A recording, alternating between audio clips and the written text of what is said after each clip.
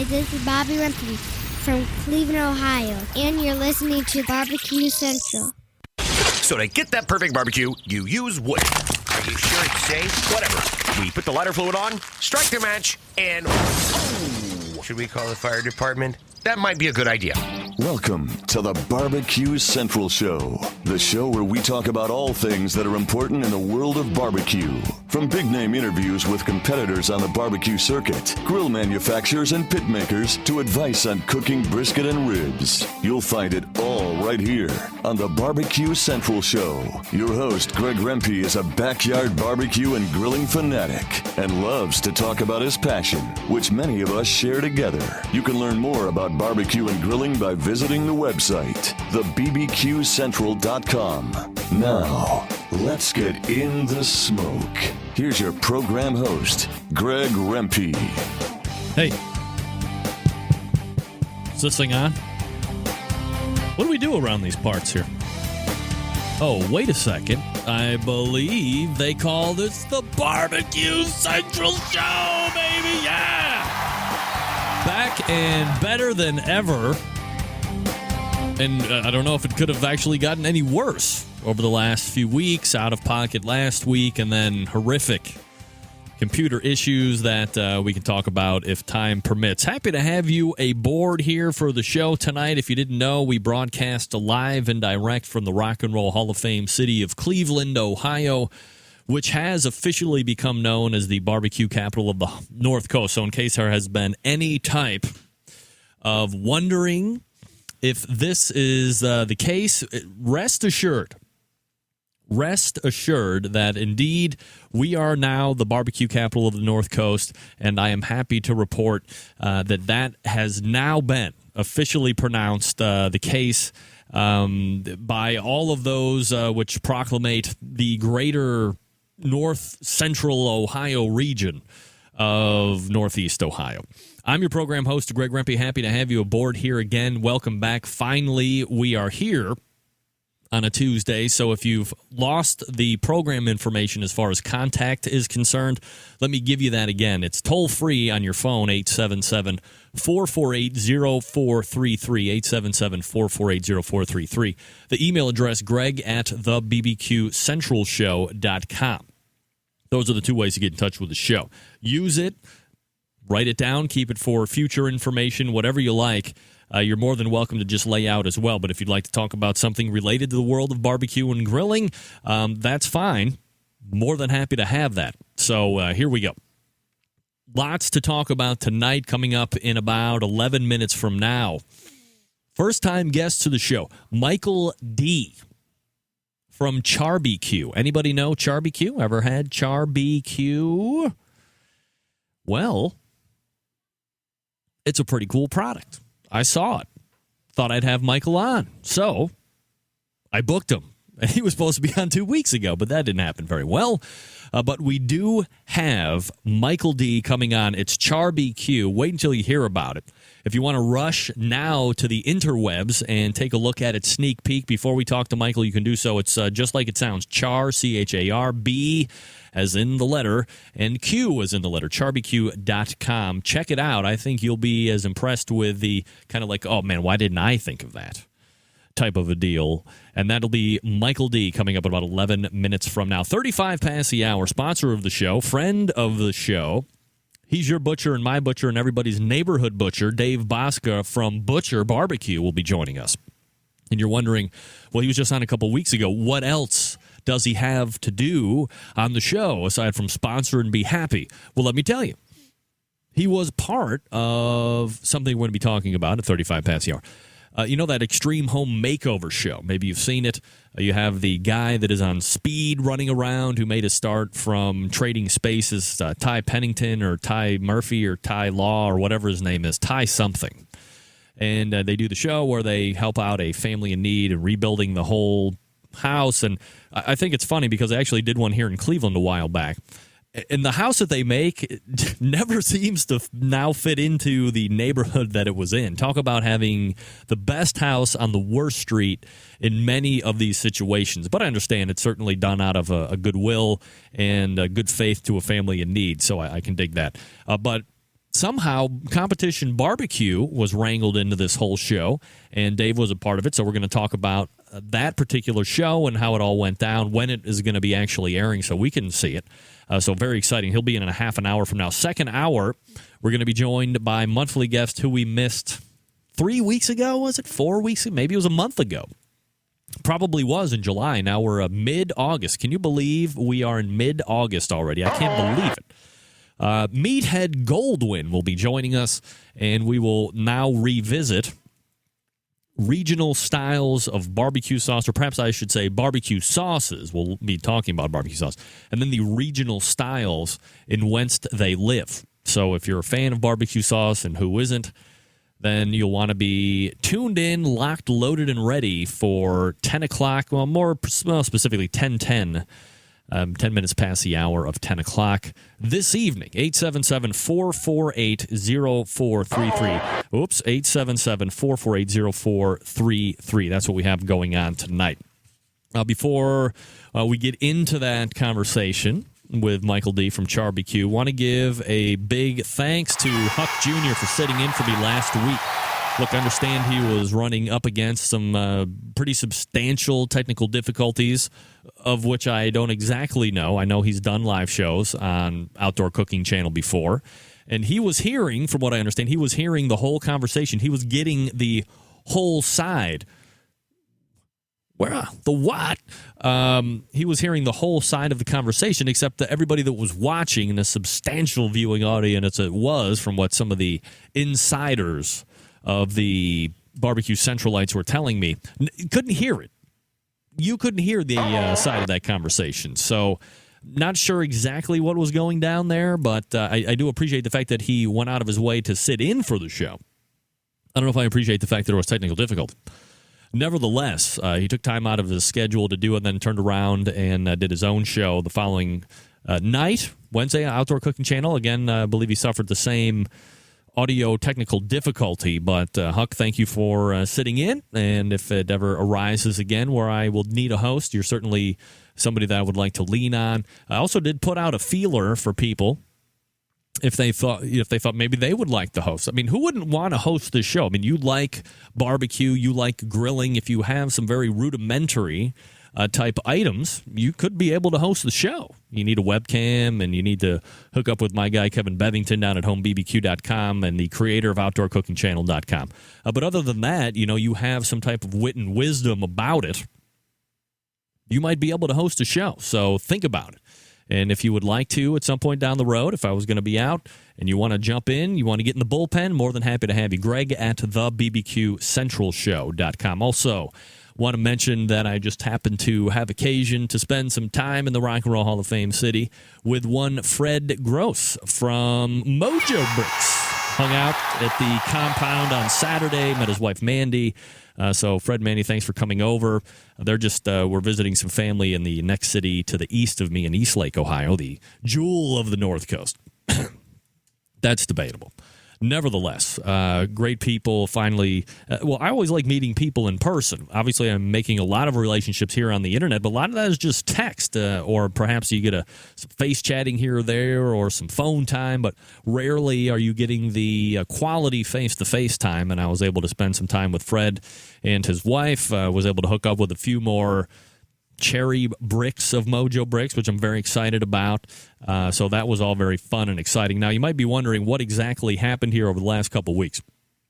Well, I had this new computer built about 4 or 5 months ago, and I didn't cheap out on hard drive. I didn't cheap out on a lot of the hardware.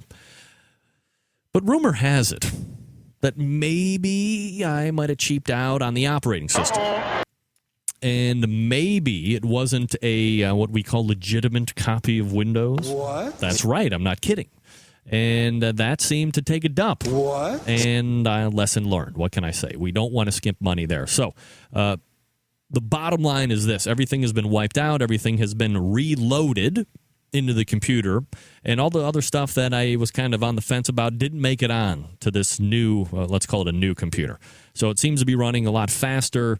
I'm sure there'll be a few things here and there that I'm not aware of that I'll find out, but I was able to reload most of the sound effects. I have all of the other stuff here ready to go as well. So in that regard, very excited to kind of have the clean, legitimate version of Windows on the computer, and that seems to have really helped with this whole thing. Want to say hi to my guy, Dave Bouska. Dave, see you right there. I'm seeing you right there.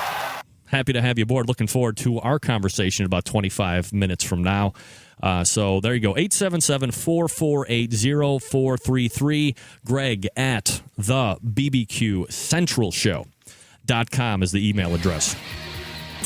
Gang, I've been talking to you now for over a year about my guy Fred Bernardo of Fred's Music and BBQ.com. Brian, what are you talking? New background. Where have you been?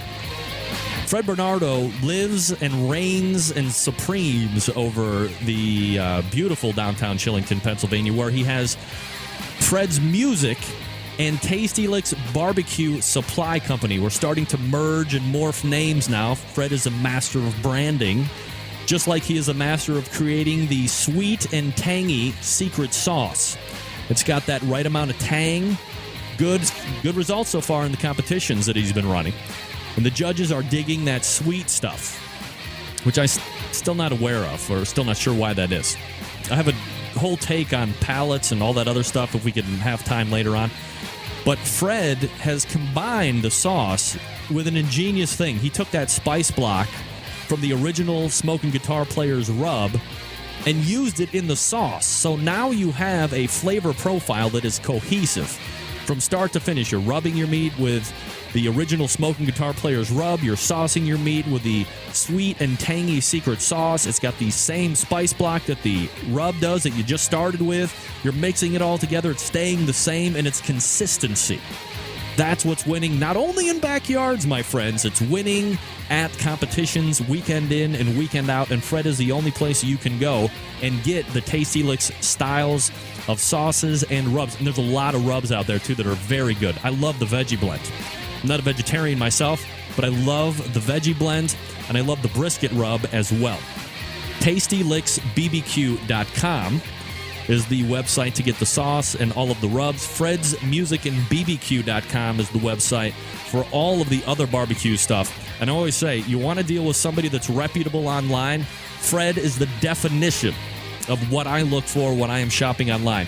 He's got the inventory, he is secure at checkout, and he ships promptly, efficiently, and effectively. Plus, he's got the knowledge base. If you're not talking with Fred, you might be talking with Toby or one of the other finely educated and trained people there at Fred's Music and Barbecue. Plus, they're like the Big Green Egg Superstore. Eggheads abound there at Fred's Music and BBQ. So if you always have questions about accessories or which size egg should I buy or how does this egg work or how am I going to install a gasket, no better expert than the folks over at Fred's Music and BBQ.com. We're morphing names, Fred's Music and Tasty Licks Barbecue Supply. I think at some point it's actually going to go full circle and just be Tasty Licks Barbecue Supply Company and then just Fred's Music off to the side. We'll see how that goes. Fred's Music and BBQ.com, Tasty Licks BBQ.com are the websites. We're going to step back and get CharBQ on the line. Stand by. Broadcasting live from the Barbecue Central Radio Network studios in Cleveland, Ohio. You're listening to the Barbecue Central Radio Show. Once again, here's your host, Greg Rempe.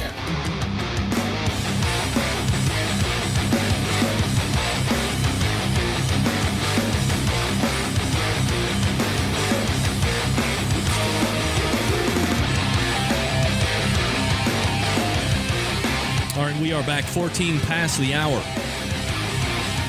That's right. Coming up in about 20 minutes from now, Dave Bouska from Butcher Barbecue going to be talking about the Extreme Home Makeover and how he took part in it. Also, 10 o'clock hour, Meathead Goldwyn from AmazingRibs.com. We're going to be talking about barbecue sauce and regional styles and all that good stuff. But as promised, let's go ahead, race over to the hotline. And the creator of a great invention, Michael D. from CharBQ. Michael, how are you, buddy? I'm doing well, Greg. How are you? I'm doing absolutely fantastic, Michael. Thank you for asking. And welcome into the show, first of all. And I got to say, I saw your product, or actually, I think you might have actually emailed me to take a look at it. And when I saw it, I was like, you know what? Man, it clicked with me that this was a product that even 2 or 3 weeks prior to getting to your email, I was talking with my brother-in-law about doing something specific. But before I give everything away and let all the cats out of the bag, how about a little information about you, Michael, and kind of what you do on a day-to-day basis, and then we'll get a little bit more into CharBQ. Sure, not a problem. I'm a part-time inventor. I guess I work full-time for a security company. I go out and meet clients and try to basically secure their networks and computer infrastructures. So that's what I do on a full-time job. My love is inventing, and one of my biggest passion has been building a pig roaster and then figuring out different ways of modifying it. And that's what led to the CharBQ. So what kind of how are you looking to get into the pig roaster? Did you have a passion for like whole hog type thing, or were you looking to simplify it? What were you doing with that? That's funny. It actually started with my father. He's from the old country. He's originally from Serbia. And so we moved out to Gaithersburg about 7 years ago in Maryland. And he said to my friend and I, who's also an inventor, he said, it would be great if we could, the older times, we used to kick, fire up the pig or piglets or the hogs. And that's what started it all. My friend turned to me and said, hey, why don't we do something? And next thing I know, we're buying a 55-gallon drum. We're buying wheels, and we've got this little cart, put it on the cart. We got a rotisserie going on. So it just morphed into this. We do this twice a year now. We basically do a fall festival or a luau, depending upon the weather. And during that one of those times, we just, like I said, we just decided that we needed to fix the problem with the charcoal. All right, so we'll go ahead and get into that here in a second. Michael D. joining me here on the show. The website, by the way, charbq.com, and that's CHR, the letter B, the letter Q, charbq.com. Go ahead and check that out while we're talking with Michael. So we're talking about charcoal, obviously. You saw a problem with it, and I'm going to tell you how I first envisioned it when you sent it to me, but since you're the guy that created it, what did you see? What was your problem with charcoal and gas grills, and how were you going to meld the two together? My problem was I own the gas grill. Don't get me wrong. I've owned the gas grill. The fondest memories I had is I was from New York, so Sunken Meadow Park. My parents used to go there, and memories I had of charcoal was charcoal cooking back in Sunken Meadow. That I don't know. I'm a little old here. I guess 40 years ago, 30 years ago, the popular way to go is charcoal. And so I moved out. I got a house of my own, and I've been doing gas. And how I married the two was actually just purely by coincidence. It was a point of need. The 55-gallon drum tank holds a lot of charcoal, and by the next morning, taking that and dumping it over is quite a challenge. And so my friend and I said, there's got to be an easier way. Next thing we did was we invented basically the tray, and then that morphed into, hey, why am I just limiting it for the 55-gallon drum tank?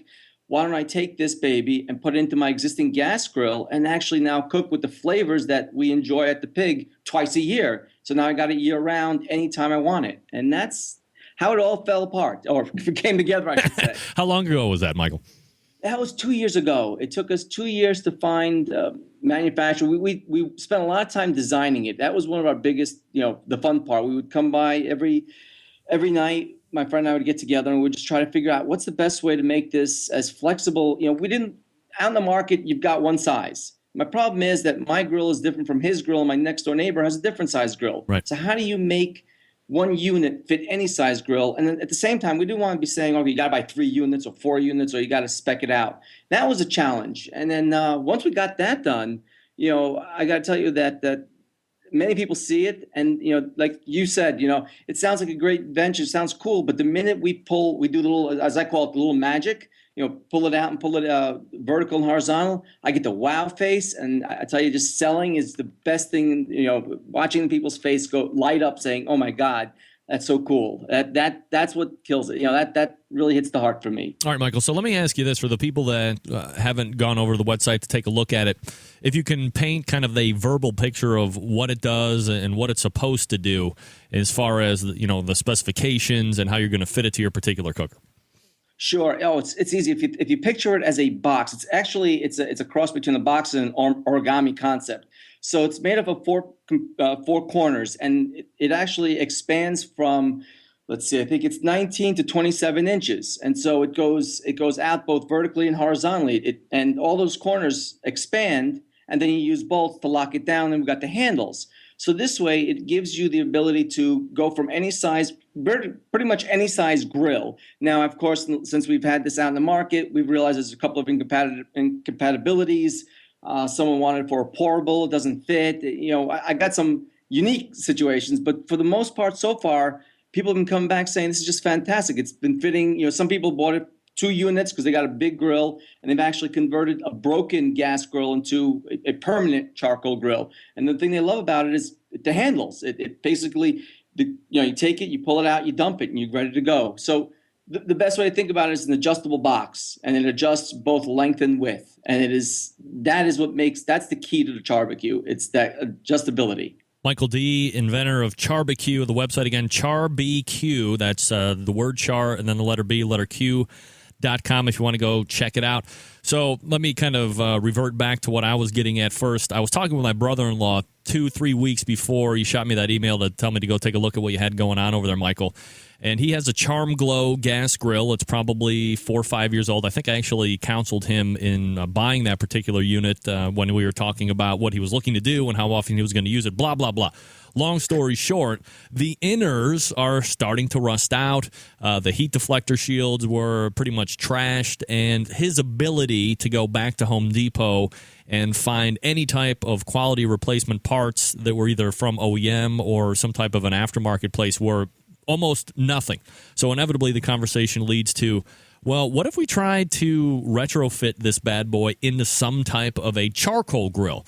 And I said, well, of course, I would have no idea how to do that other than like taking a Sawzall and cutting out everything in the box and then trying to figure out to put some pan in here. Lo and behold, here comes an email from CharBQ, and I'm like, you have to be kidding me. Look at it. And it would adjust almost full length to his grill. The thing that I liked best about it is the fact that you could actually do a true indirect. You could fit it to half size of the grill, so you would have your heat source on the right side, let's say, but then you could put stuff over on the left that was all indirect heat. And I think when we were talking initially, Michael, this wasn't even the concept that you had for the people, and there has to be dozens of us that are the barbecue and grilling enthusiasts that have at least 1 or 20 old gas grills that are littering the backyard that we could actually make use of with the CharBQ. You are right, Greg. You brought it out. You were the second person, I guess, that really bring it out to us. There was a guy at the Safeway barbecue battle, and he brought it to our attention. He bought 2 units, and is exactly what he said. And he sent me an email, and that's what he did. He did what you described. He had it broken down. He's been using a very big old unit and cleaning it out. He said it was always a hassle. And when he saw me demonstrate it, he goes, "That's great. The handles are removable. And then at the end of the night, you go in, you grab it, and you dump it." And he goes, "That's exactly what I've been looking for." And I didn't think nothing of it until you pointed it out to me. And again, it's one of those, maybe it was short-sightedness, because for me, it was all about the grilling, as you've pointed out. I like the hot and cold, and that's how I envision it. As a matter of fact, this weekend, I'm going to be grilling my favorite item, which is usually the filet, and my little boy loves that. And that's how I envisioned it. And you helped bring it to the next level for me. So thank you very much. Yeah, certainly my pleasure. We're talking with Michael D. from CharBQ, website char and the letter B, letter Q.com.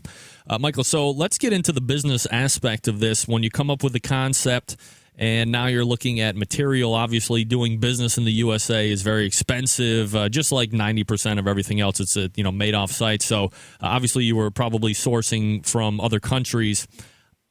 I know you said you were a part-time inventor.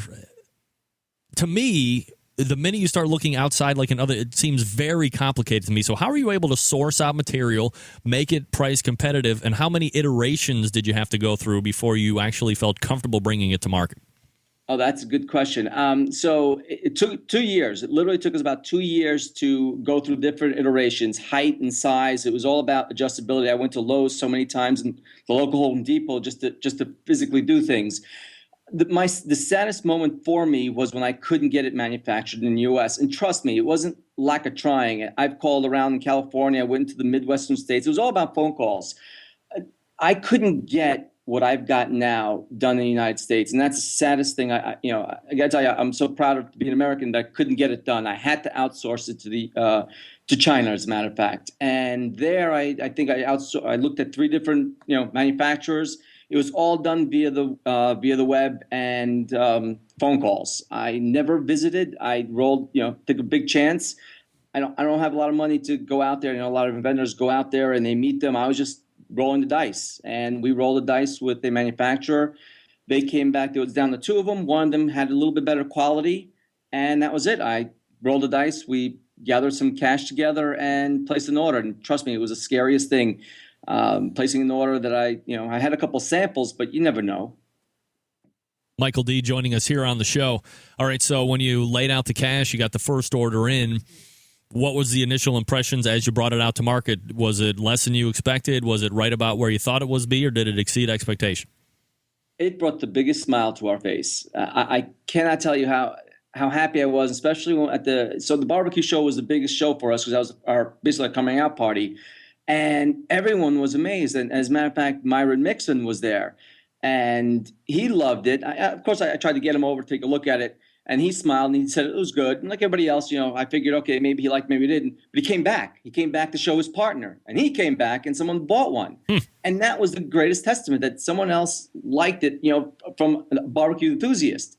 And one of the things he said to me was, now I know I have an answer to the question, how can I turn my gas barbecue into a charcoal barbecue? He goes, now I have an answer. Yeah, absolutely. And that was a great, comeback to him, and I loved it. And I never will forget the meeting. I've got pictures, and so far it's been exceeding my expectation. All right, so we're looking at one type of a unit to fit all the other types of grills that are out there. So go ahead and give us a price point for those prospective buyers tonight.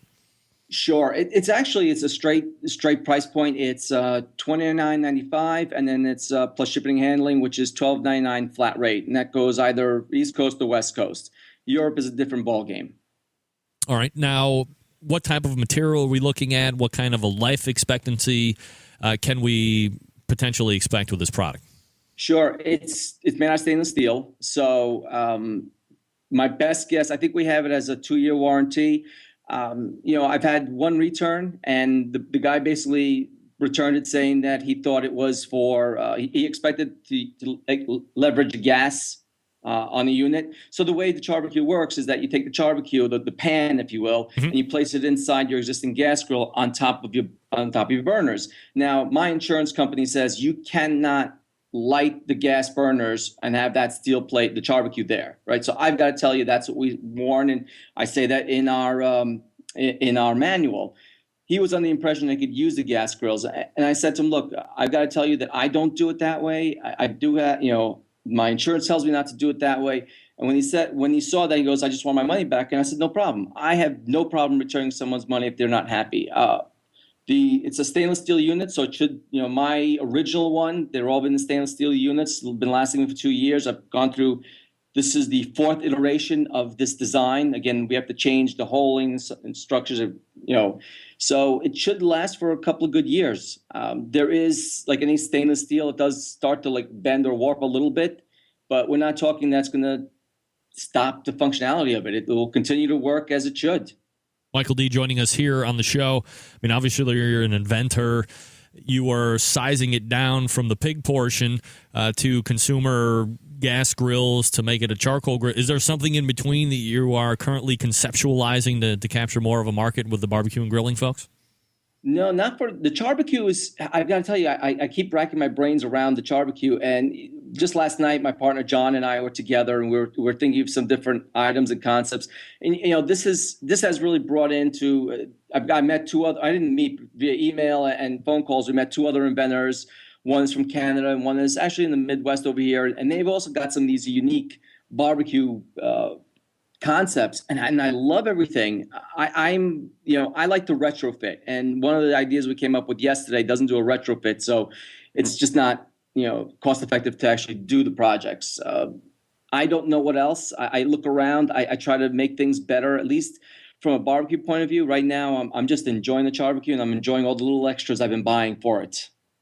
All All right, so one of the other questions that I had when I initially saw it, and I've used it a couple times, and it has actually worked out, it exceeded my expectations, because here's what I thought initially, and I would have to imagine, and I'm not anywhere near the expertise as some of the other folks that I deal with on a regular basis, or some of the folks that are here on my instant chat room on OutdoorCookingChannel.com. But I figured, okay, so you get it fired up, you put the charcoal in there, and then when you shut the top of that gas grill, I start thinking, okay, well, the gas grill is now a charcoal grill, so I look over at my Weber kettle, and it's got the dome, and then it's got an exhaust vent on the top, so you kind of create that draft. And my initial concern was, is it going to stifle? Is it not going to keep true grilling temperatures? Especially, I mean, obviously you can regulate the temperature if you don't want it to go that hot, because you're just not going to use as much fuel to make heat. However, if you want to get it hot, you're going to be using more fuel. It's going to be lit more. And when you put that top down, what was going to happen? That was my biggest concern. And I have to say, I was more than pleasantly surprised that the holing that was already in there, whether it be for rotisserie rods or whatever accessories the manufacturer had originally put in there or cut in there to add on during your ownership of that particular grill, seemed to be plenty enough. I mean, can you control it up down to like the 5, 6, 7, 8, 9, 10 degree range? Of course not. But we're grilling here, and I have to say, if that is anybody's concern, that it shouldn't be leading you down the not buying path at all. Have you gotten similar remarks from other consumers? It's funny. I've had a lot of enthusiasts actually brought that same thing up to me, and I'm an enthusiast. I've only started to grill, like I said, for 7 years. I've been doing the pig, but that's, you know, on the rotisserie, if you will, or on in the drum. This was something new to me, and every time someone brought that up, I just sat saying I didn't have an issue because I didn't know any better. You know, I didn't realize that you can do all these items that you and other people have said to me. But in the end, everyone's come back saying exactly the same thing. It's this pleasant surprise. It's perfect for what they want to do right now. And to be honest with you, what I started to actually, my friend and I, my partner, John, introduced me to something. What he was doing is he would really load his up with too much charcoal. And what he would do is the only way for him to regulate that is to slowly open up the lid and basically let some of the heat out.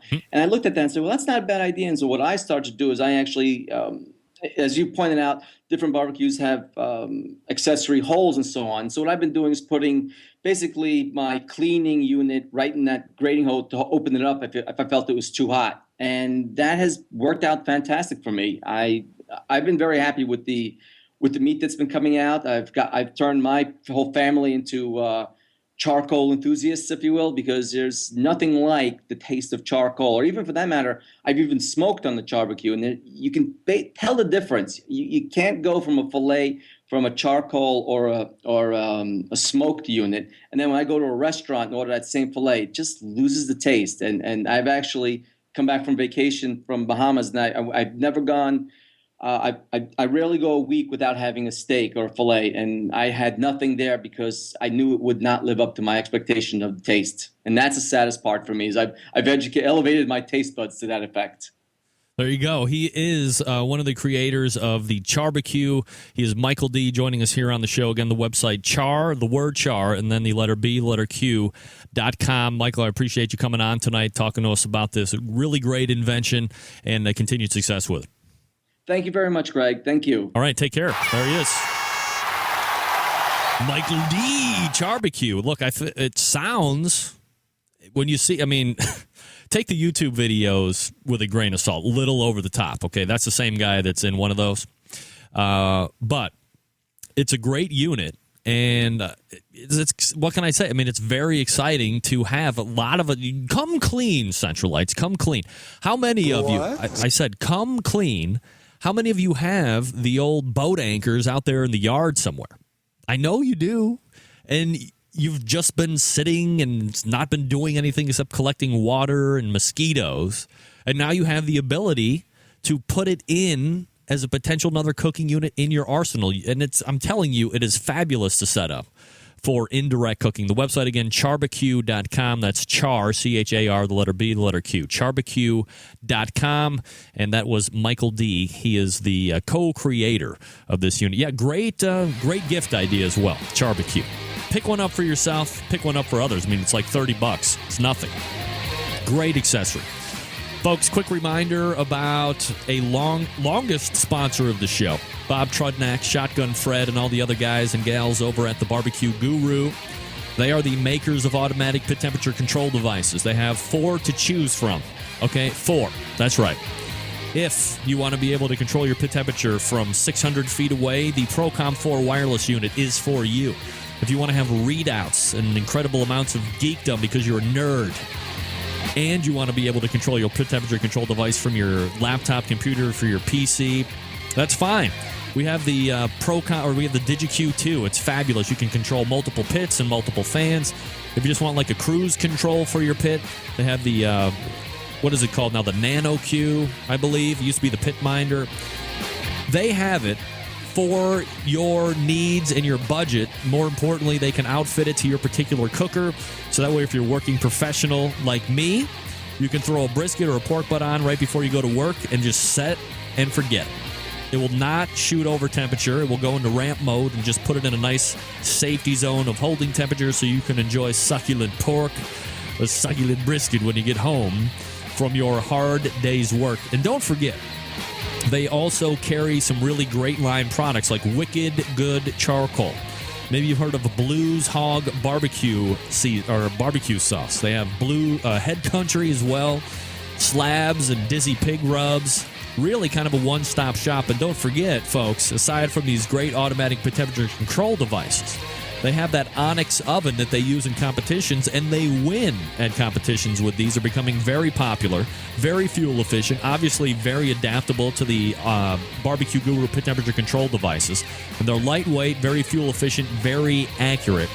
And you can find them all at thebbqguru.com or just bbqguru.com. You can also call them toll-free at 800-288-GURU. That's 800-288-GURU. It's the good folks over at the Barbecue Guru. All right, thanks again to Michael D. from CharBQ for joining us, talking about that great invention. If you haven't gone over and checked it out, I really recommend it. I think you will find value in it. Char, C-H-A-R, the letter B, the letter Q, charbq.com is the website. And pick one up. It's $30. You can't beat it. We're going to be joining Dave Bouska from Butcher Barbecue here in just a few seconds. And at 10 o'clock, or in the 10 o'clock hour, it's Meathead Goldwyn joining us to talk about barbecue sauces and their regional styles. Don't forget to check out Barbecue Guru, thebbqguru.com or 800-288-GURU. It's the good folks over at the Barbecue Guru. Stick around.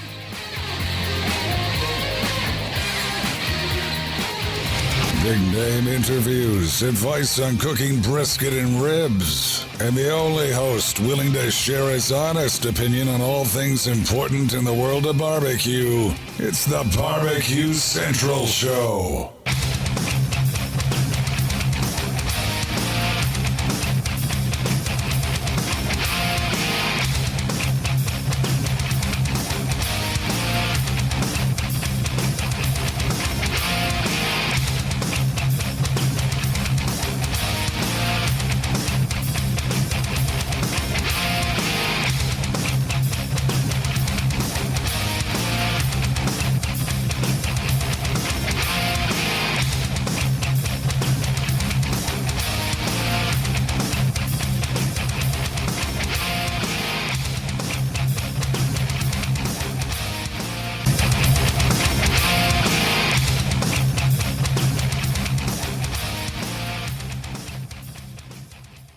We are chasing Dave Bouska from Butcher Barbecue right now. I know he was having Dave?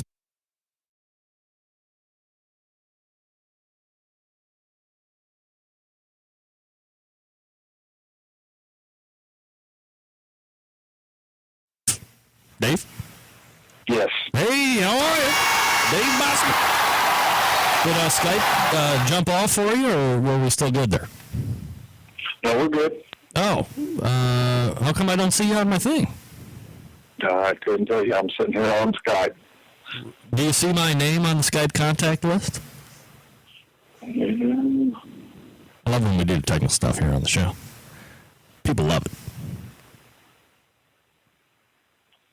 Hard to tell. All right. Well, forget about it. We got you on the telephone now, and that's all that's important. Dave Bouska joining us here from Butcher Barbecue, talking about something that I found to be very unique. I saw a post from Mike Davis of Laudable Barbecue, and oh, damn it! I'm a little loud here. Hold on one second, Dave. I apologize. I'm too loud here. Here we go. Sorry about that. All right. That should be better, everybody. I apologize about that. So we had I saw a post by Mike Davis from Laudable Barbecue saying something about extreme home makeover, and there was going to be some type of barbecue competition going on with that, and you happen to be in the fold with that as well, so I figured want to have you on after it was kind of all said and done and see exactly how this all came about, how you were mixed into the show, and what the whole concept was. So, Dave, I open the floor to you. Well, what happened is KCBS contacted the top 6 teams in the nation and on their Team of the Year race and asked if we would come up to Kansas City, which we didn't even know at the time where we were going. We just knew when. And they said that they wanted to do a ABC Extreme Home Makeover cook-off, showdown / barbecue, and then sell tickets and raise money for the family that they were going to rebuild a house for that week. And instantly, I think all but one couldn't make it just due to driving and stuff. And then within 48 hours, they had already sold so many tickets that they invited the next 2 people in. So they ended up going to the top 9 instead of the top 8 because one couldn't make it. So we had 8 championship cookers coming in. All we knew was we were going to be within an hour's drive of Kansas City. We're all for it. Rob McGee with Munchin Hawks at the Hilton, they asked him if he would take the head of getting the bulk of the food cooked. We all were going to cook ribs and chicken for a competition. And the producers, the stars of the show, we knew of 8 or 9 different folks was going to judge the product from each individual cook. And then we were going to cook pork, chicken, baked beans, stuff like that for the masses, for the folks to buy tickets. Well, we all show up, we all get there, everything's going good. We go out and eat Wednesday night before we get started. Wednesday, some of us go out to where they're building the house for these folks, and we get to see that. And if you ever in an area where that's being done, I recommend going out and watching. It is an I can't even talk. It is organized to the hilt. It is amazing at how it flows. Every person knows their job. The public is herded in and herded out like cattle. Then some of the other guys and gals, they stayed in the camp area and they got some meat ready, started prepping the pork butts. We all went back. Some rotated and went back, and others stayed. We ended up cooking 17 cases of pork butts, I believe it was. They had pre-sold 2,000 tickets for this at $10 a head. The goal was to raise $50,000 for the family. Well, Thursday morning we catch word that they had already sold 2,800 tickets. So we started sourcing out, trying to find more items to cook, and we found several cases of boneless pork loins. So we went and picked up them and cooked. I don't really remember how many extra pork loins we cooked, but they ended up, all said and done, they sold 3,400 tickets is what they sold. Wow. That was, it was huge. And it's hard to grasp and wrap your head around that many people coming to a city park all at one time just for barbecue and just for this family. That's what you have to keep in mind. We all went up there to do a job. We didn't go up there to boast about ourselves or to shoot about barbecue. We went up there to cook barbecue for this family, to raise money for them. And it went very, very well. We had Fast Eddie loaned us an FEC 500. Kelly Wirtz brought his big 750 cooker, and I'm going to be kind of bad here. I do not remember the gentleman's name, but there was a local guy that brought out a barrel pit and had that out there, and we was using that to cook out of too. And I apologize for not remembering his name, but he was out there. He's not a competitor or anything. He just does catering, and he wanted to help out, and that was his way of donating. He allowed us to use his cooker. Dave Bouska joining us here on the show, talking about his time on Extreme Home Makeover, where they kind of use top 8 barbecue competition cooking teams in the country to help out the family in need. Dave, did you get any insight as to what kind of struggles the family was going through, or anything that you could relay to us in that regard? I know what we know of the family is the gentleman had post-diabetic, or the disorder from the bombs and everything from overseas. I don't know if he was actually disabled or not, but he lived out by a rock quarry there in town, north of town. And what ABC ended up doing was getting a plot of land on the other side of town, and then completely built him a whole new house right there. That was just large. They moved him away from where he was having problems. It's not just they tore down a house; they gave him property. That's huge. And when you see the house, folks, it's amazing. I don't know how they can pour concrete and get started and get it erected that fast, that quick, and it look as beautiful as it does.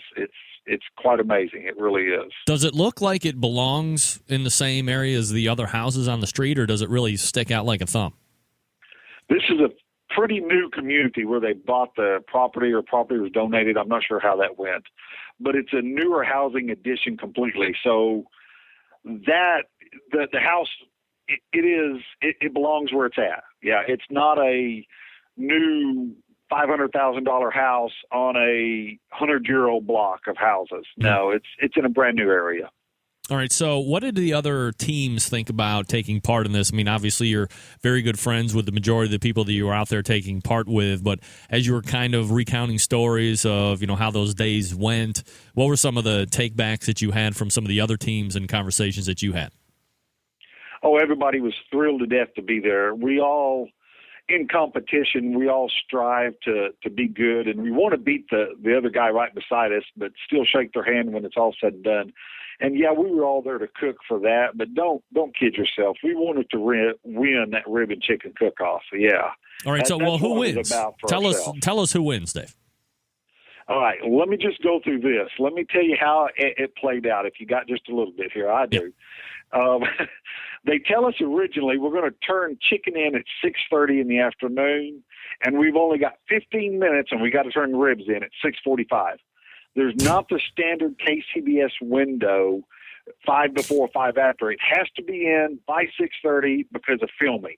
They're going to take the boxes straight over to a table with 9 judges. So we had 10 by 10 boxes that Rod Gray supplied for us instead of the standard 9 by 9, so we could get extra meat in the boxes. Anyway, at 6:15, they come running back through and says, "Oh, hold on, folks. We're going to delay it 15 minutes." And we're all like, "Do what?" Okay. They all told us to be prepared for anything because this is TV. Mm-hmm. Anyway, okay, so we're waiting, and we all get chicken in the box. We're about to close the lid, and they come back through, and they says, oh, wait a minute, 10 more minutes. And we're like, y'all are killing us. But then I says, what is the holdup? And they said, it is so crowded. There's so many people trying to get into this park. The producers and the stars of the shows can't get through because of the traffic. Uh-oh. We were like, what a great feeling. That we met our goal. That's what I kept thinking, was like, wow, that is awesome. If they can't get those folks in here, there's that many folks trying to come in to support this family.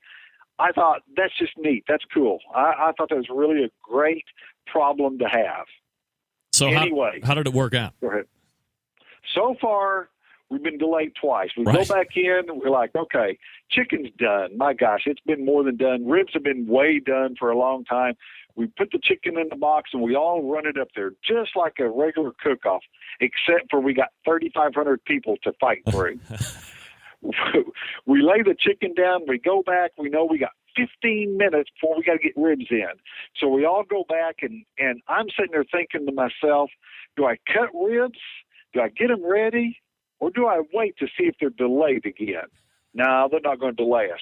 So we get our ribs ready. We get ready to put them in the box. And they come back and says, wait a minute, y'all. Give us 10 minutes. Wow. Oh, my gosh.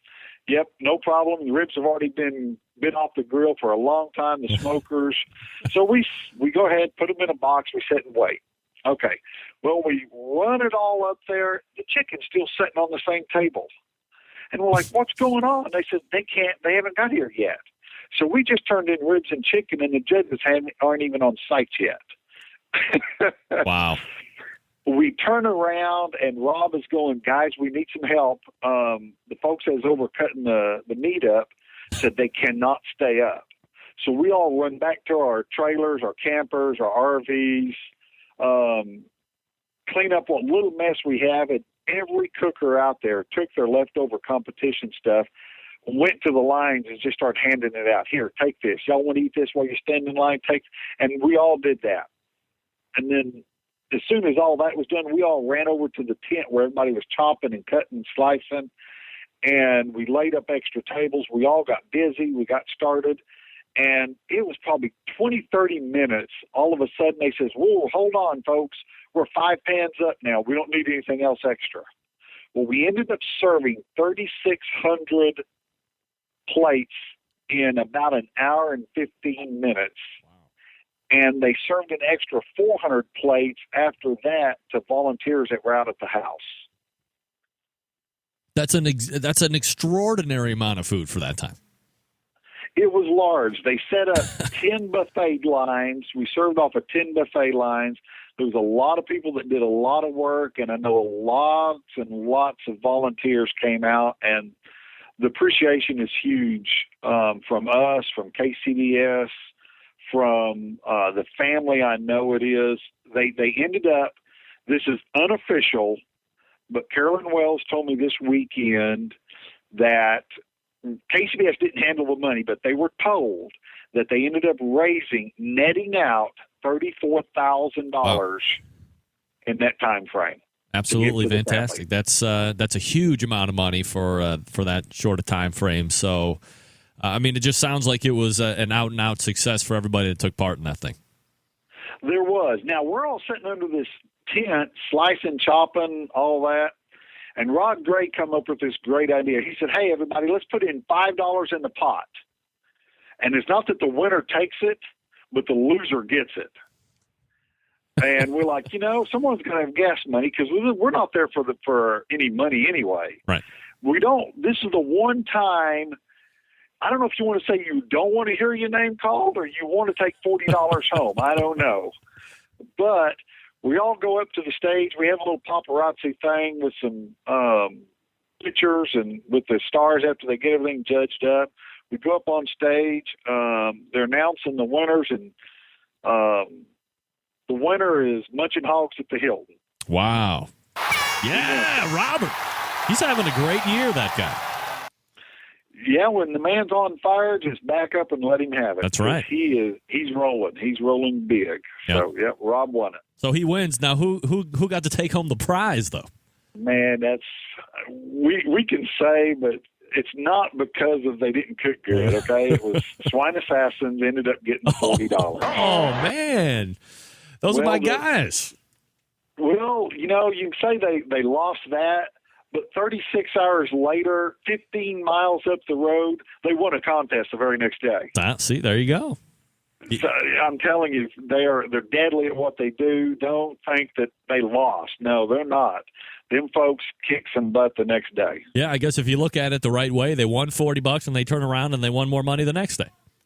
That's right. So see, maybe they knew what they were doing. They won our money and their money. That's right. Something that they know that maybe everybody else didn't. We're talking with Dave Bouska from Butcher BBQ, recounting the Extreme Home Makeover Show, and they took part in that along with 7 other teams from KCBS. Dave, do you know when it's going to be airing so we can keep an eye out for it? All we know at this point is it's going to be in October. I'm sure there'll be a big blast out on all the barbecue forums when it does come out, but we do not know exactly when. All right, so we'll keep an eye out for it. Maybe when it gets closer to time, we'll have you back on again to kind of chirp it up a little bit. But I certainly appreciate you making time out tonight to talk about it. And I'm sure we all appreciate you as well as the other teams taking part and helping out a family in need. And we'll talk to you again soon, Dave. I appreciate it. Hey, thank you, Greg. Appreciate y'all. All right, take care. There he is, Dave Bouska. You know who he is. He's pitmatcher of ButcherBBQ.com, in case you didn't know that. We'll be talking about Dave here in about a half an hour from now. So October, that should be it. All right, gang, before we wrap the first hour up here in just a few minutes, I got to tell you about my guy, the premier jeweler to the stars. And by stars, I mean barbecue stars like your indubious host. Look, gang, how many times have you thought to yourself that I don't know a guy in the jewelry business, so I can't afford that premium watch or get my wife or girlfriend a set of earrings or buy a great anniversary band or engagement? Perhaps some of you younger guys looking to hitch up for the rest of your life to a fine female, or if it could be same sex, whatever. And you want to get a ring, but you're like, damn it, I don't know anybody. Guess what? We know that guy now. Stephen DeFranco from Stephen DeFranco Jewelers. You can go to StephenDeFranco.com and take advantage of all the savings. Right now, there's a special going on. You've heard me talk about it for the last number of weeks. You get 30% off an Accutron line made by Bolova. You figure out the watch that you want, then you call in to the store. You talk to Steve or you talk to one of the fine ladies or gentlemen that are helping you there on the phone. When you place your order, you get your 30% off. When you mention my name or Steve's name and then the term barbecue brother, you're getting an additional $50 off. When was the last time you could mention my name anywhere and get anything off of anything? Never. Might never happen again. But it does happen when you call Stephen DeFranco on your new Accutron line of from Bolova, the watch, okay? You get $50 off. It ships to you for free. If you want a gift wrap for somebody, free. If you want it polished for somebody or engraved, it's all done free. If you live in Greater Cleveland, they'll come and set the time for you, for crying out loud. It doesn't get any better than that. It's StephenDeFranco.com. You can go to the Barbecue Central Radio Network homepage. Scroll down, find the banner, and just click in directly from there. All the contact information is there on that Prime landing page. And if you don't think Steve is a barbecue guy, he is.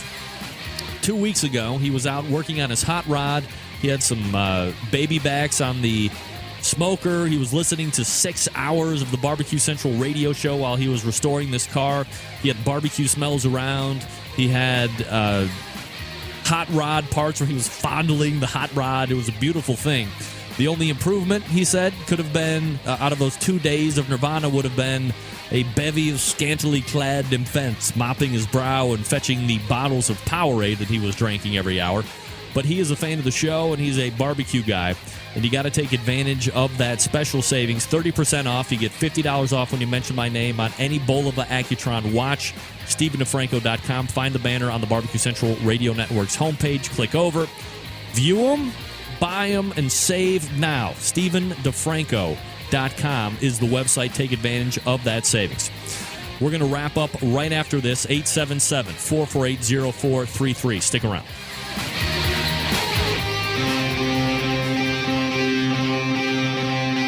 Get in the smoke. Call 877-448-0433 to get on the air.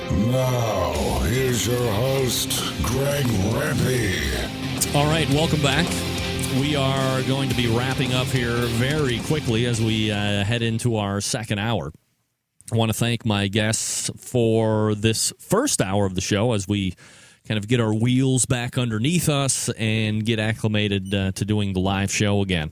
We talked with Michael D. from CharBQ.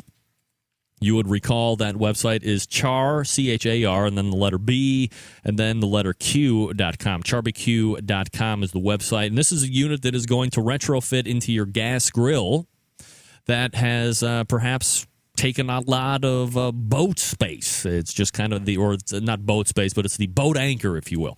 And now you have the opportunity of turning it into another cooking item in your backyard. Doesn't get any better than that. Instead of leaving it out on the tree lawn for somebody to take overnight, like I'm hoping somebody's going to do with my couch tonight. What? I said, I've put my couch out on the tree lawn. If you live around here and you want a couch, just come and fetch it if it's still there.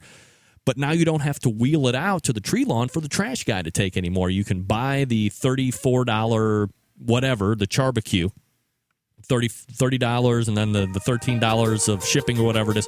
And now you can have another cooker. What's my first piece of advice to people that are buying cookers? Have multiple devices to fit multiple different needs, or to cook for a lot or cook for a little or cook different ways. Great to have multiple cookers. So you got to do that. Also, thanks to Dave Bouska from Butcher Barbecue, talking about Extreme Home Makeover and all the fun that he had there. Swine Assassins losing/winning $40, then turning around and winning again.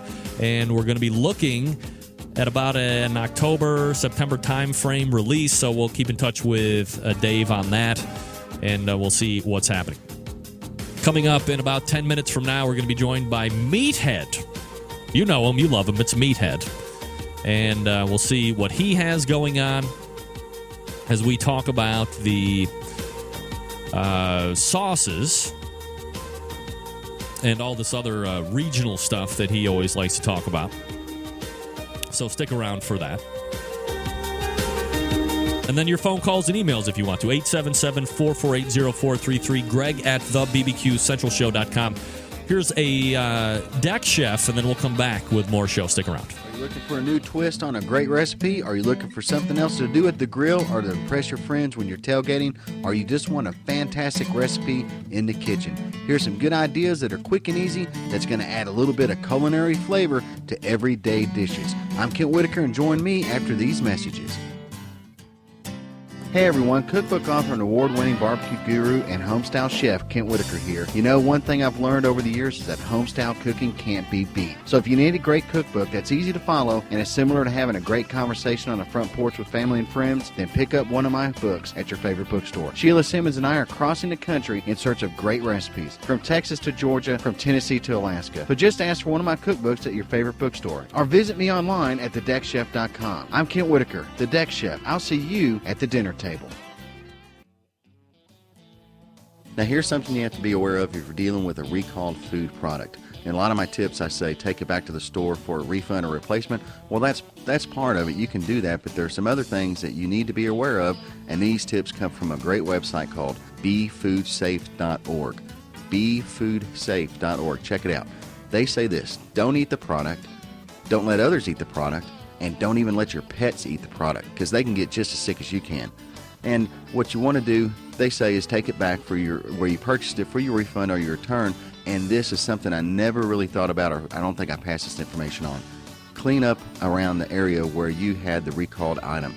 Say you had a recalled meat product, that could have left drippings in the refrigerator, on the counter, or something like that. So you want to make sure that you clean any contaminated area or other products that may have been in contact with that food, and wash your hands. So, good information there, befoodsafe.org. And good information on thedeckchef.com. Check it out for some recipes, tips, and more information. Until next time, I'm Kent the Deck Chef. Happy to have you aboard here for the really big barbecue show. We cook because we have to, and we grill because we want to. Fine, how's it going? You have a great show. I'm a big fan. So what seems to be the problem here? This man looks like he's dead, and he's in the crackle. Charbono! It's all about the Charbono, dude! Succulent fish! What? He ate 54 wieners. But listen, Lavernius, shake a face. I'm shaking like a dog shit peach seeds. You could use it to fight off creeping marauders looking to take your steaks off your grills. I just like being anywhere with Junior, Senior, and Diva. Sounds like a whole other type of movie. Wow. Yeah, really. keep it hot, keep it clean, keep it lubricated. We have top men working on it right now. Ooh, top men. And just like that, we're into the second hour. Oh, for crying out loud. Here we go.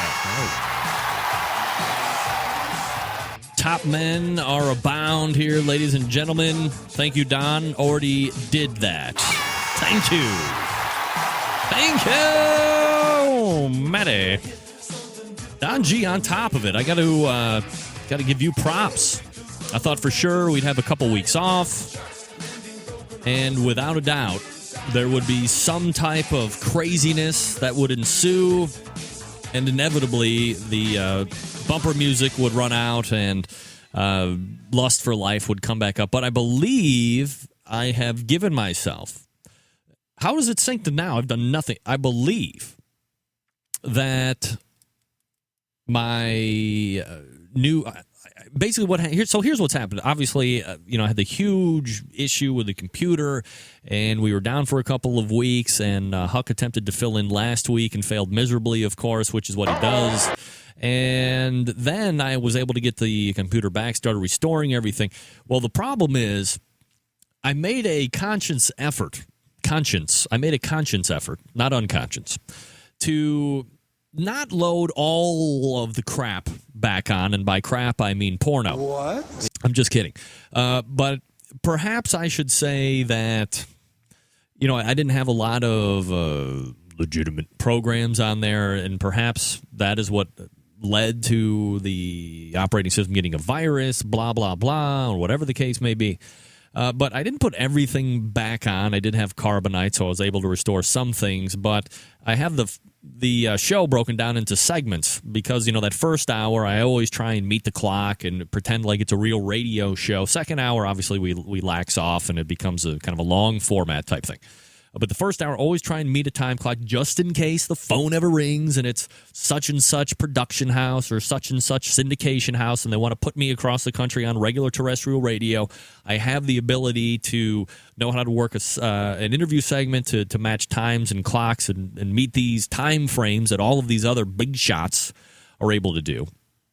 And I'm not able to do that when there's no internet. So I had to go through and pare down and reformat all of the show segments. And I think that perhaps I have done an even better job adding more time into the initial or the main interview segments during that first hour. I don't know. Probably nobody ran their stop clock during the interview with Mikel from CharBQ. But I was actually able to extrapolate out a whole nother 68 seconds of segment 2 time. 68 seconds. Are you kidding me? Where am I squeezing minutes out of? I have no idea, but I did. And I was able to squeeze another, 2 minutes? Segment 3 with Dave Bouska. He was like, hey, I'm going to go ahead and do all this other stuff. Well, fine. Just go ahead and talk, Dave, because I was able to squeeze 2 more minutes. It's outrageous. So what can I tell you? Now, there were a few other things I wanted to address here. Don't forget, coming up here in just a few short minutes, Meathead will be joining us talking about barbecue sauce and regional styles. And I did want to mention, because I wasn't able to do the show last week, that in case you people continue... Look, there's a number of you out there, and you will not come forward because you don't have the testicular fortitude to confront me about it. But we talk about, and I post about it on the Facebook and on the Twitter all the time, about the Barbecue Central radio show Karma. You would recall a couple weeks back when Kit Rudd from DeGuayo Barbecue was on, and he had just taken 3rd place at a barbecue competition that past weekend. And he was weeping, and I'm so close, and I don't know what the problem. I said, Kit, here's the great thing. You're going to be going to a competition next week. It's coming up here in just a few short days. Here's the benefit. You were just on the Barbecue Central radio show. Guess what? Instant karma attaches, and you tell me what happened. Let me tell you what happened. What? He won grand champion. It's the show Karma. It never doesn't work. It just never doesn't work. And I wanted to have him on the following week, which was last week, to talk about it and what a big part it played in. I've just never been able to hear it yet. But hopefully at some point I will be able to hear that portion of the interview where Kit is talking and probably heaping unyielding amounts of praises on me and the show because I put him over the top. It had nothing to do with his constant refining and honing of cooking skills. No. We won't talk about any of that. It had to do only with show karma. So that is what it's all about. Kit Rudd and Karma, and I love everything about it. Also, wanted to give a special mention to Kirk Moncrief from AlbuquerqueSeasonings.com, and I know I kind of gave it a review of, was it 2 weeks ago? Trying to remember, like, the show's been off more than it has been on the last month, I got to be honest. But I remember giving a review of Albuquerque Seasonings and the sauce and the rub, and they work very well together, but I'm not a sweet sauce guy. And Albuquerque sauce is not a sweet sauce, which is why I absolutely fell in love with it. When I was dealing with the rooftop barbecue, that was teetering on a little too sweet for me, but Albuquerque came right in for me. And I've realized this. I am not a sweet sauce guy. I had Guy Fieri, how do you say it? Fieri. I had Guy Fieri's sauces in the holding tank, and I brought out the Carolina No. 6 sauce. I liked that sauce. Tangy, a lot of vinegar coming through, not a lot of sweet, had some back-end Heat Jones on it. Very big fan of that show, of that sauce. And then I brought out the Casey Masterpiece brown sugar thing.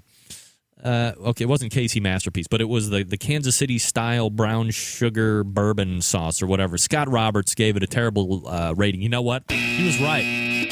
I'm sorry. It's just not a overly great sauce. So to fix it, I dumped Carolina sauce in it, and it actually brought it up a notch. What can I tell you?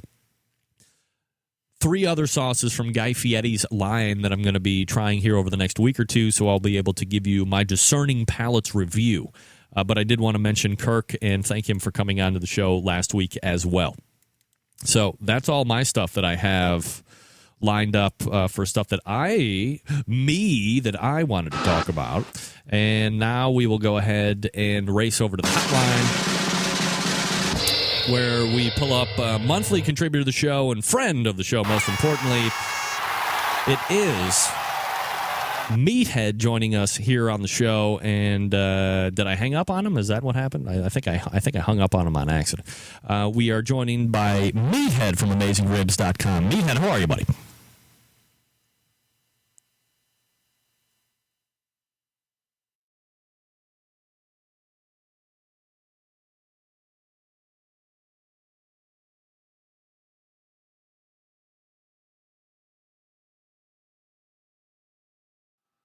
Hello.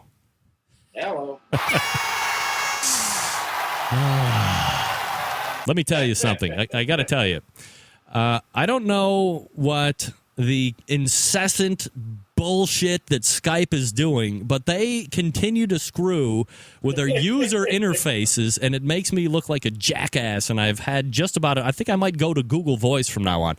But they have made, Meathead, they have made the interface for making your volume go up and down so ridiculous now. I'm turning my microphone up and microphone down, and it's not even the one that I should be doing in the first place. It's outrageous. Meathead, thanks for joining me, and I apologize for missing you, a handful of weeks ago when we were going to be talking about barbecue sauces, and from what I understand, you held your own in the chat room, but definitely wanted to get you back here so we could actually verbalize it a little bit more. But before we do that, of course, you are the purveyor of AmazingRibs.com, one of the most heavily trafficked barbecue websites out there. What's happening over there in that playground? It's summertime, and I seem to be running the hotline. I am just getting swamped with questions from readers and having a lot of fun. I've recently established a relationship with a physicist who is into barbecue, and we've been doing some really interesting stuff. I really don't want to talk about it just yet because I got to write it up. But we've been doing some work on trying to figure out exactly what the stall is and what causes it, and I think we got a handle on it. It's pretty cool, and I'll be writing about it fairly soon. All right, so you said you were getting a lot of, you are running AmazingRibsHotline.com more or less right now because it's summertime. What are some of the questions that the masses are sending to Meathead? Give us an idea of what you're dealing with on a day-to-day basis. Well, actually, that's one of the reasons we dove into the stall, because I get these, I work a lot, and so I'm at my computer a lot, and so I get these messages coming through the website about people stuck in the stall, and they're freaking out. And I got to hold their hand. It's okay. Don't worry. So a lot of that sort of thing. A lot of questions about everybody loves my ribs, and so they asked me to cook for the crowd. And how do I do 30 slabs of ribs on a Weber kettle? Good. Yeah, buy 10 Weber kettles. Yeah, right. It's a lot of fun. I have a lot of fun. I taste, I write, I cook, I research. In preparation for this, I know a bit about barbecue sauces, but I really wanted to know more about the history of barbecue sauce, and I really got digging into the history. I spent a lot of time in libraries when I travel, and I dug up a lot of notes and stuff. Found a lot of interesting stuff. All right, so let me ask you this, Meathead, as we start our venture down barbecue sauce road here. When we conjure up barbecue and where it belongs and these meccas or very well-known regions of barbecue, let's call it Memphis, let's call it the Carolinas, let's call it Kansas City, let's call it Texas. I don't know if we can classify that California thing as barbecue yet. There might be fistfights involved, but if we stick with the well-known meccas and regions of barbecue that I had just mentioned, has that always been synonymous with some type of sauce as well, or has a sauce been before or after a barbecue introduced, or how does that whole thing work out? I think they go hand in hand. I mean, sauce was probably invented soon after barbecue was invented.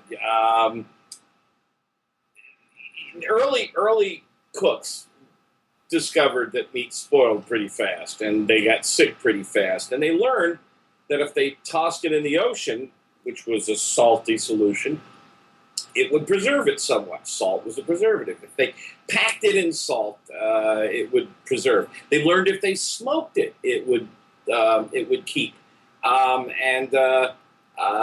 I think they also discovered that when meat started getting funky, they could cover it up by taking it and throwing it in a pot and putting in some liquids and some flavorings and seasonings. And so I think that, here in this country, the regional sauce styles emerged along with the recipes because they came. Americans were Europeans first, and Germans. The Germans love their mustard. Pork and mustard is an old standby, and a lot of Germans came through Charleston, and you have this band of yellow barbecue sauces, mustard-based barbecue sauces, running from Charleston up through Columbia, right up the center of South Carolina. They're wonderful sauces. I absolutely adore them. They're my favorite sauces for pulled pork. It's just absolutely natural. The Spaniards brought hogs in with them. They also brought vinegar in with them. Vinegar was a well-known preservative, and it was also used in seasoning. But tomatoes and chili peppers were native to Central America and South America. Indians had them. Indians fell in love with pork. They would often, DeSoto brought the hogs in 1539 through Tampa. And the Indians, there was this love-hate relationship between the Indians and DeSoto's boys as he traveled through the South. And they would often war and kill each other, or they would often dine. And the Indians would often poach the hogs, and the Spaniards would often cook with the Indians, and they learned about chili peppers and their unique seasonings, and the cultures exchanged flavors. So they came through Mexico. The conquistadors came up through Mexico bringing cattle. They brought cattle. We think through the Canary Islands. And all the flavors of tomato came up from Mexico. So they came with the immigrants and their unique preferences.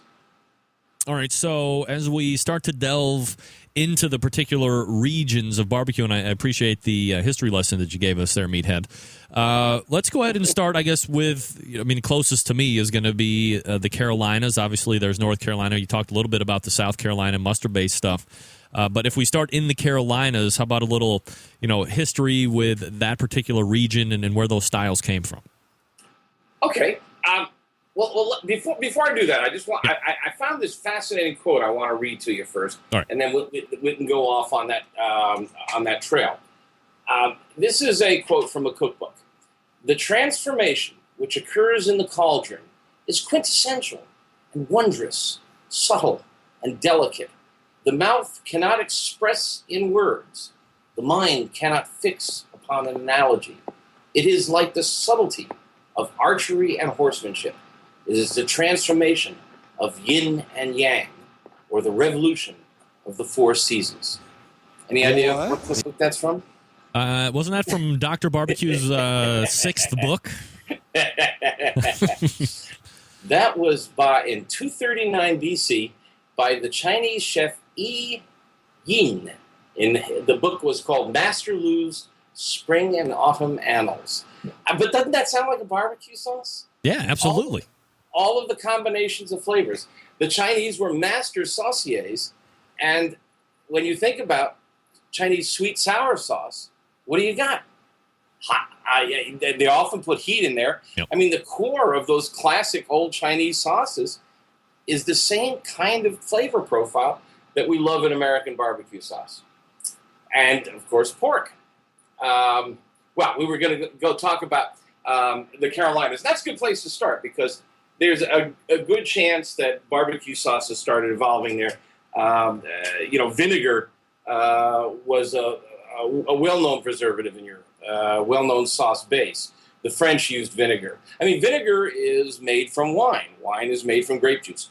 The earliest sauces were made from grape juices, then wines, then vinegars, and in fact, fish sauce. Fermented fish was an early barbecue sauce ingredient. And what's at the base of Worcestershire? Anchovies.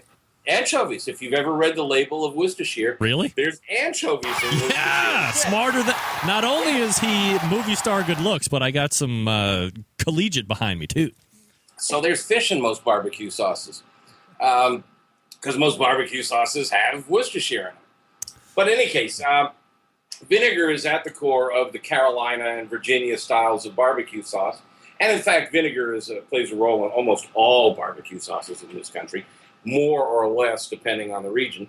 The simplest, of course, is the Eastern Carolina barbecue sauce styles, which are pretty much just vinegar with a little hot pepper, maybe some salt, and maybe some black pepper. And that's about it.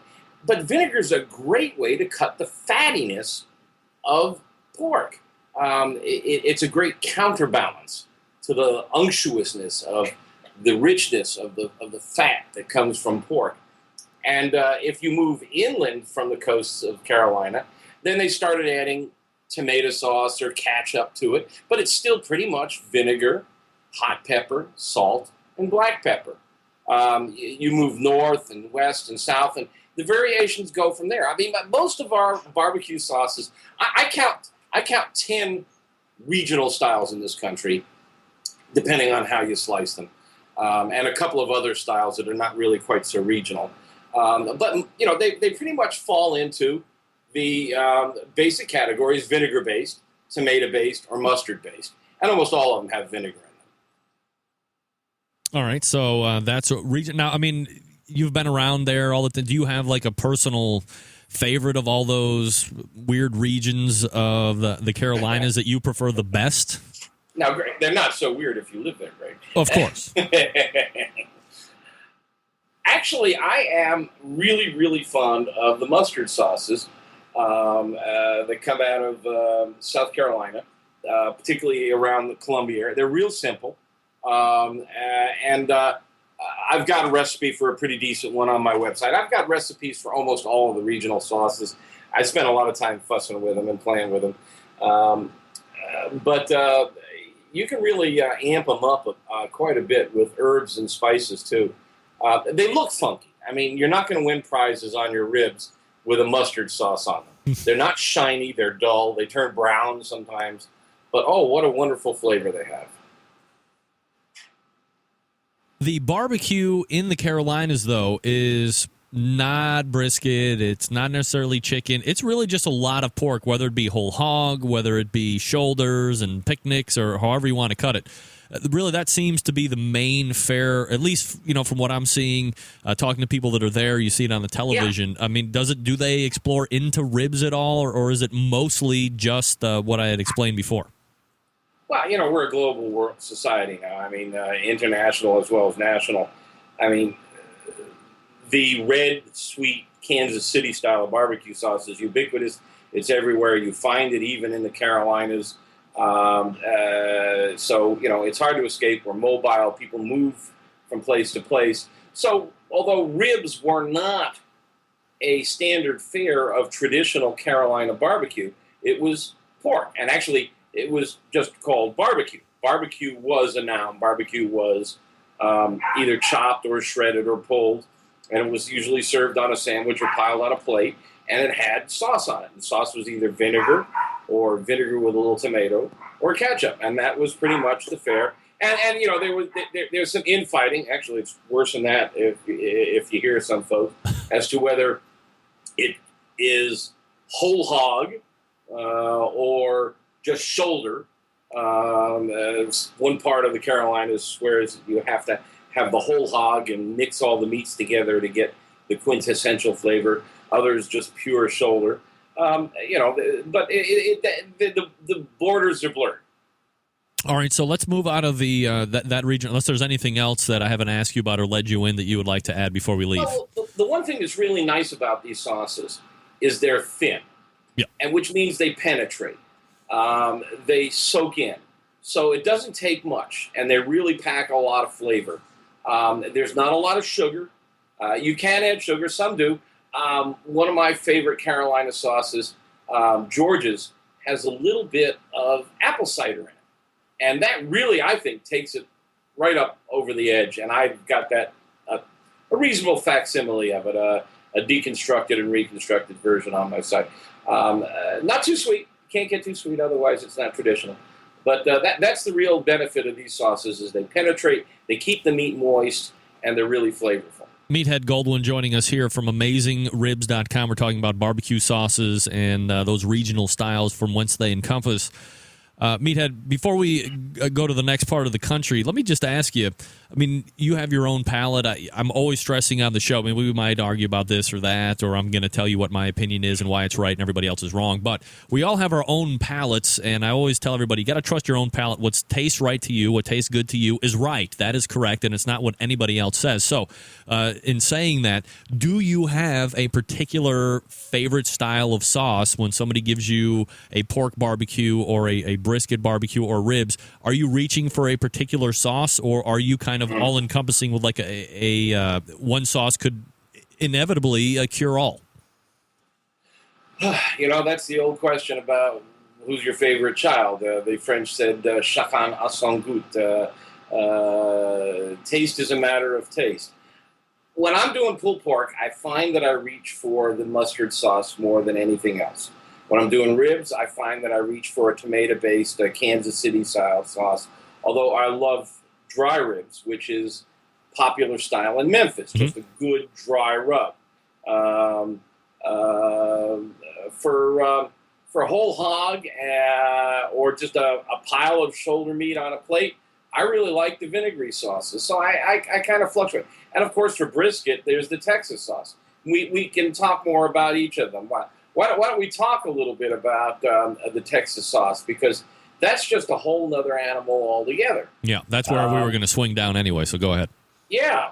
I think that now, I haven't been going to Texas as long as I've been going to these other regions. I made my first Texas barbecue trip, I don't know, maybe 10 years ago. And so, things have changed, I hear, from the old days. But the real eye-opener I had, and I think a lot of people have this eye-opener, is when they visit Cooper's up in Llano. Cooper's is in the middle of nowhere. Llano, Texas is just this little stoplight in cow country, up in hill country. And Cooper's is this wonderful place that you have to go to if you've never been there before.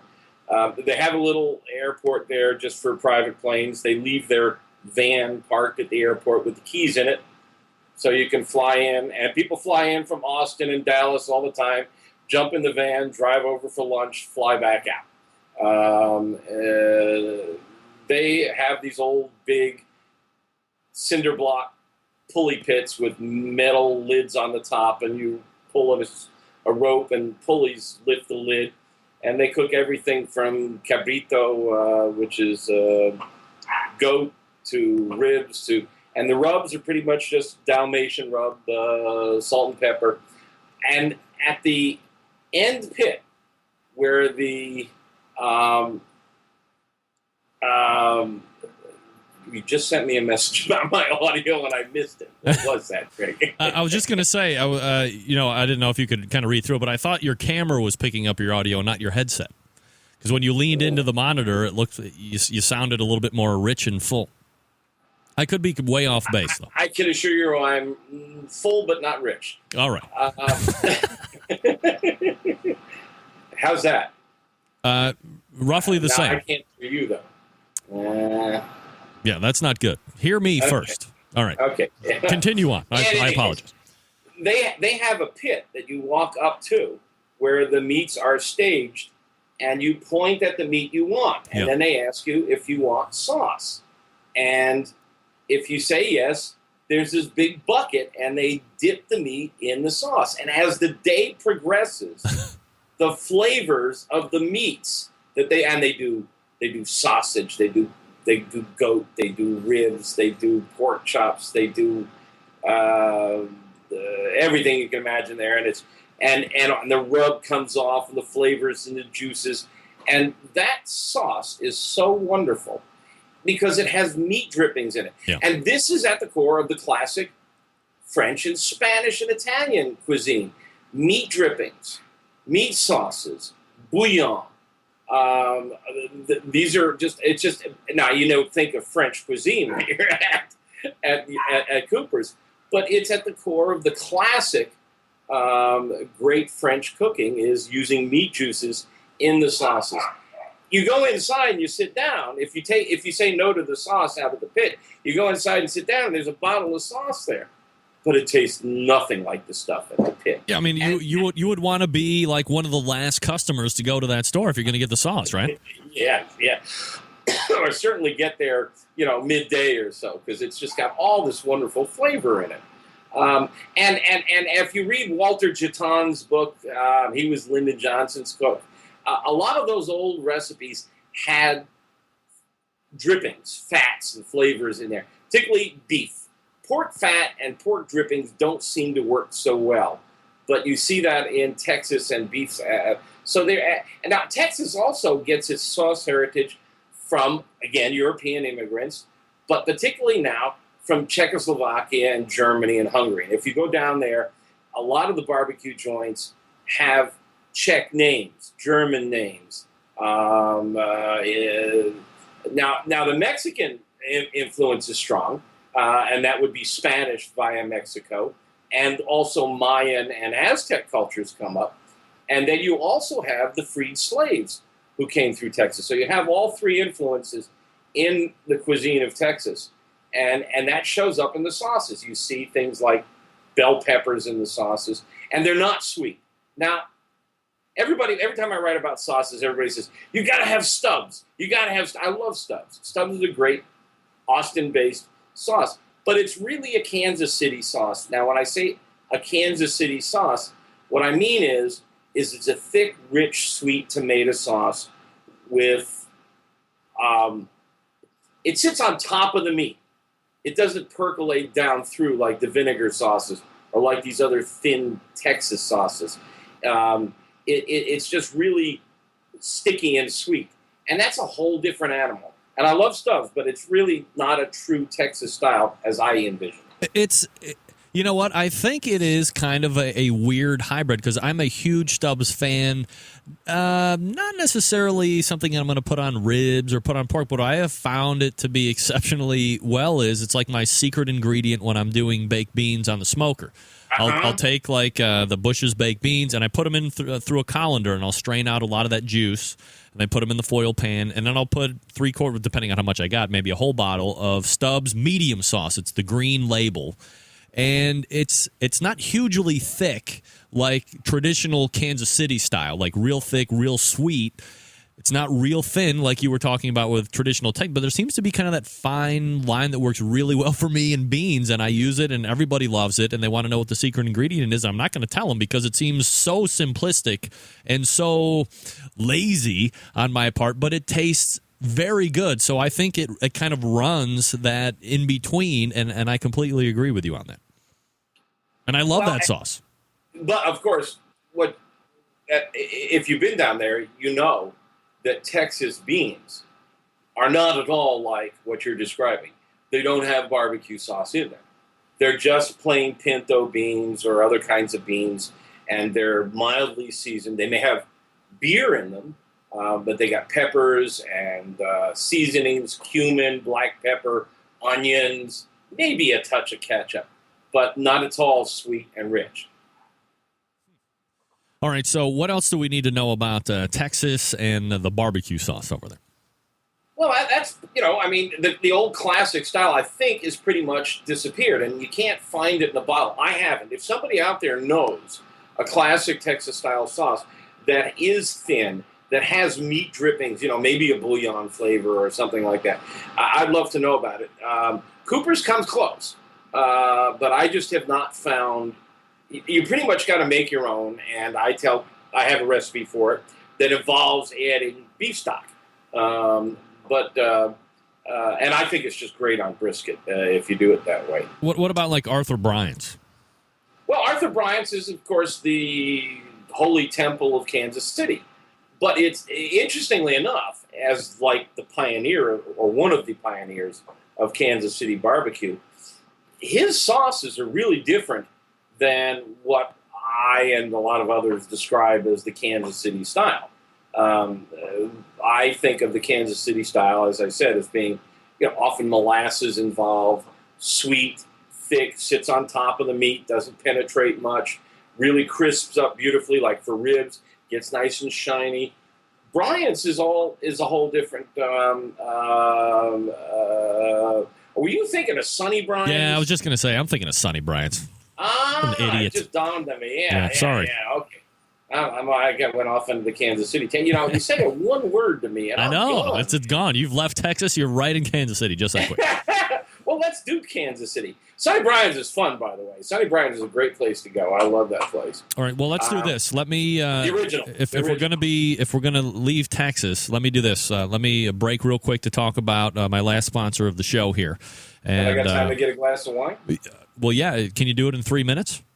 Oh, God, yeah. All right. I can drink it. There you go. All right. Well, you do that. I'm going to talk about Butcher Barbecue here just for a few minutes.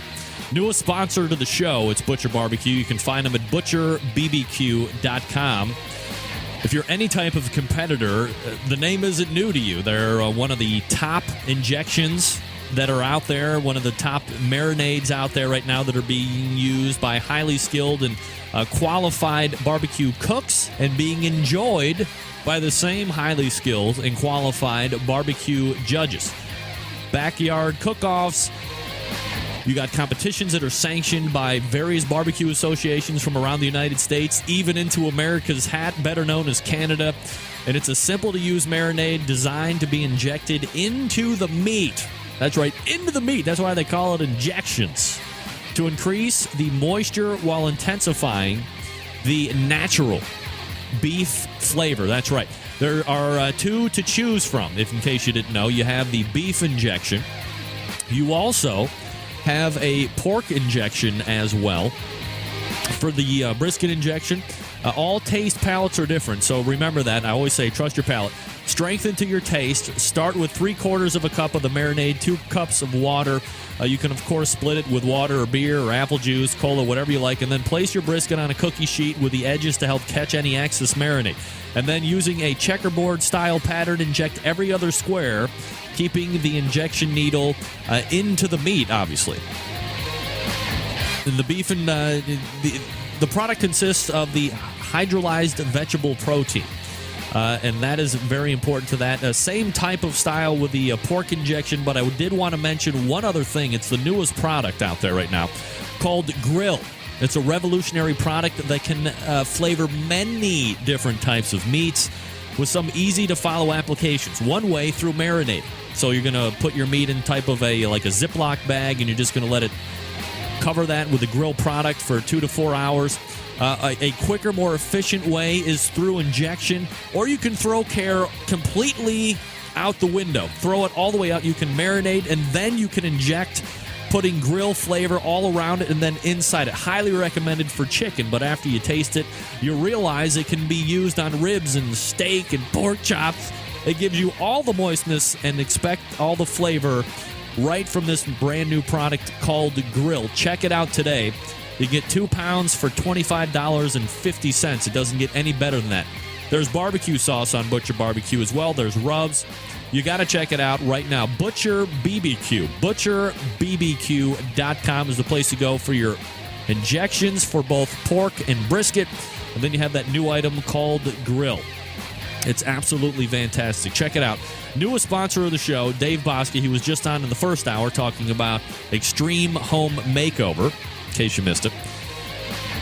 And we got the beef injection, the pork injection, and, of course, Grill. So be sure to check that out. It's Butcher BBQ at butcherbbq.com. We're rejoined by Meathead Goldwyn from AmazingRibs.com. Leaving Texas now, we're talking regional styles of barbecue sauce and heading into what many consider to be the place for barbecue, which is Kansas City.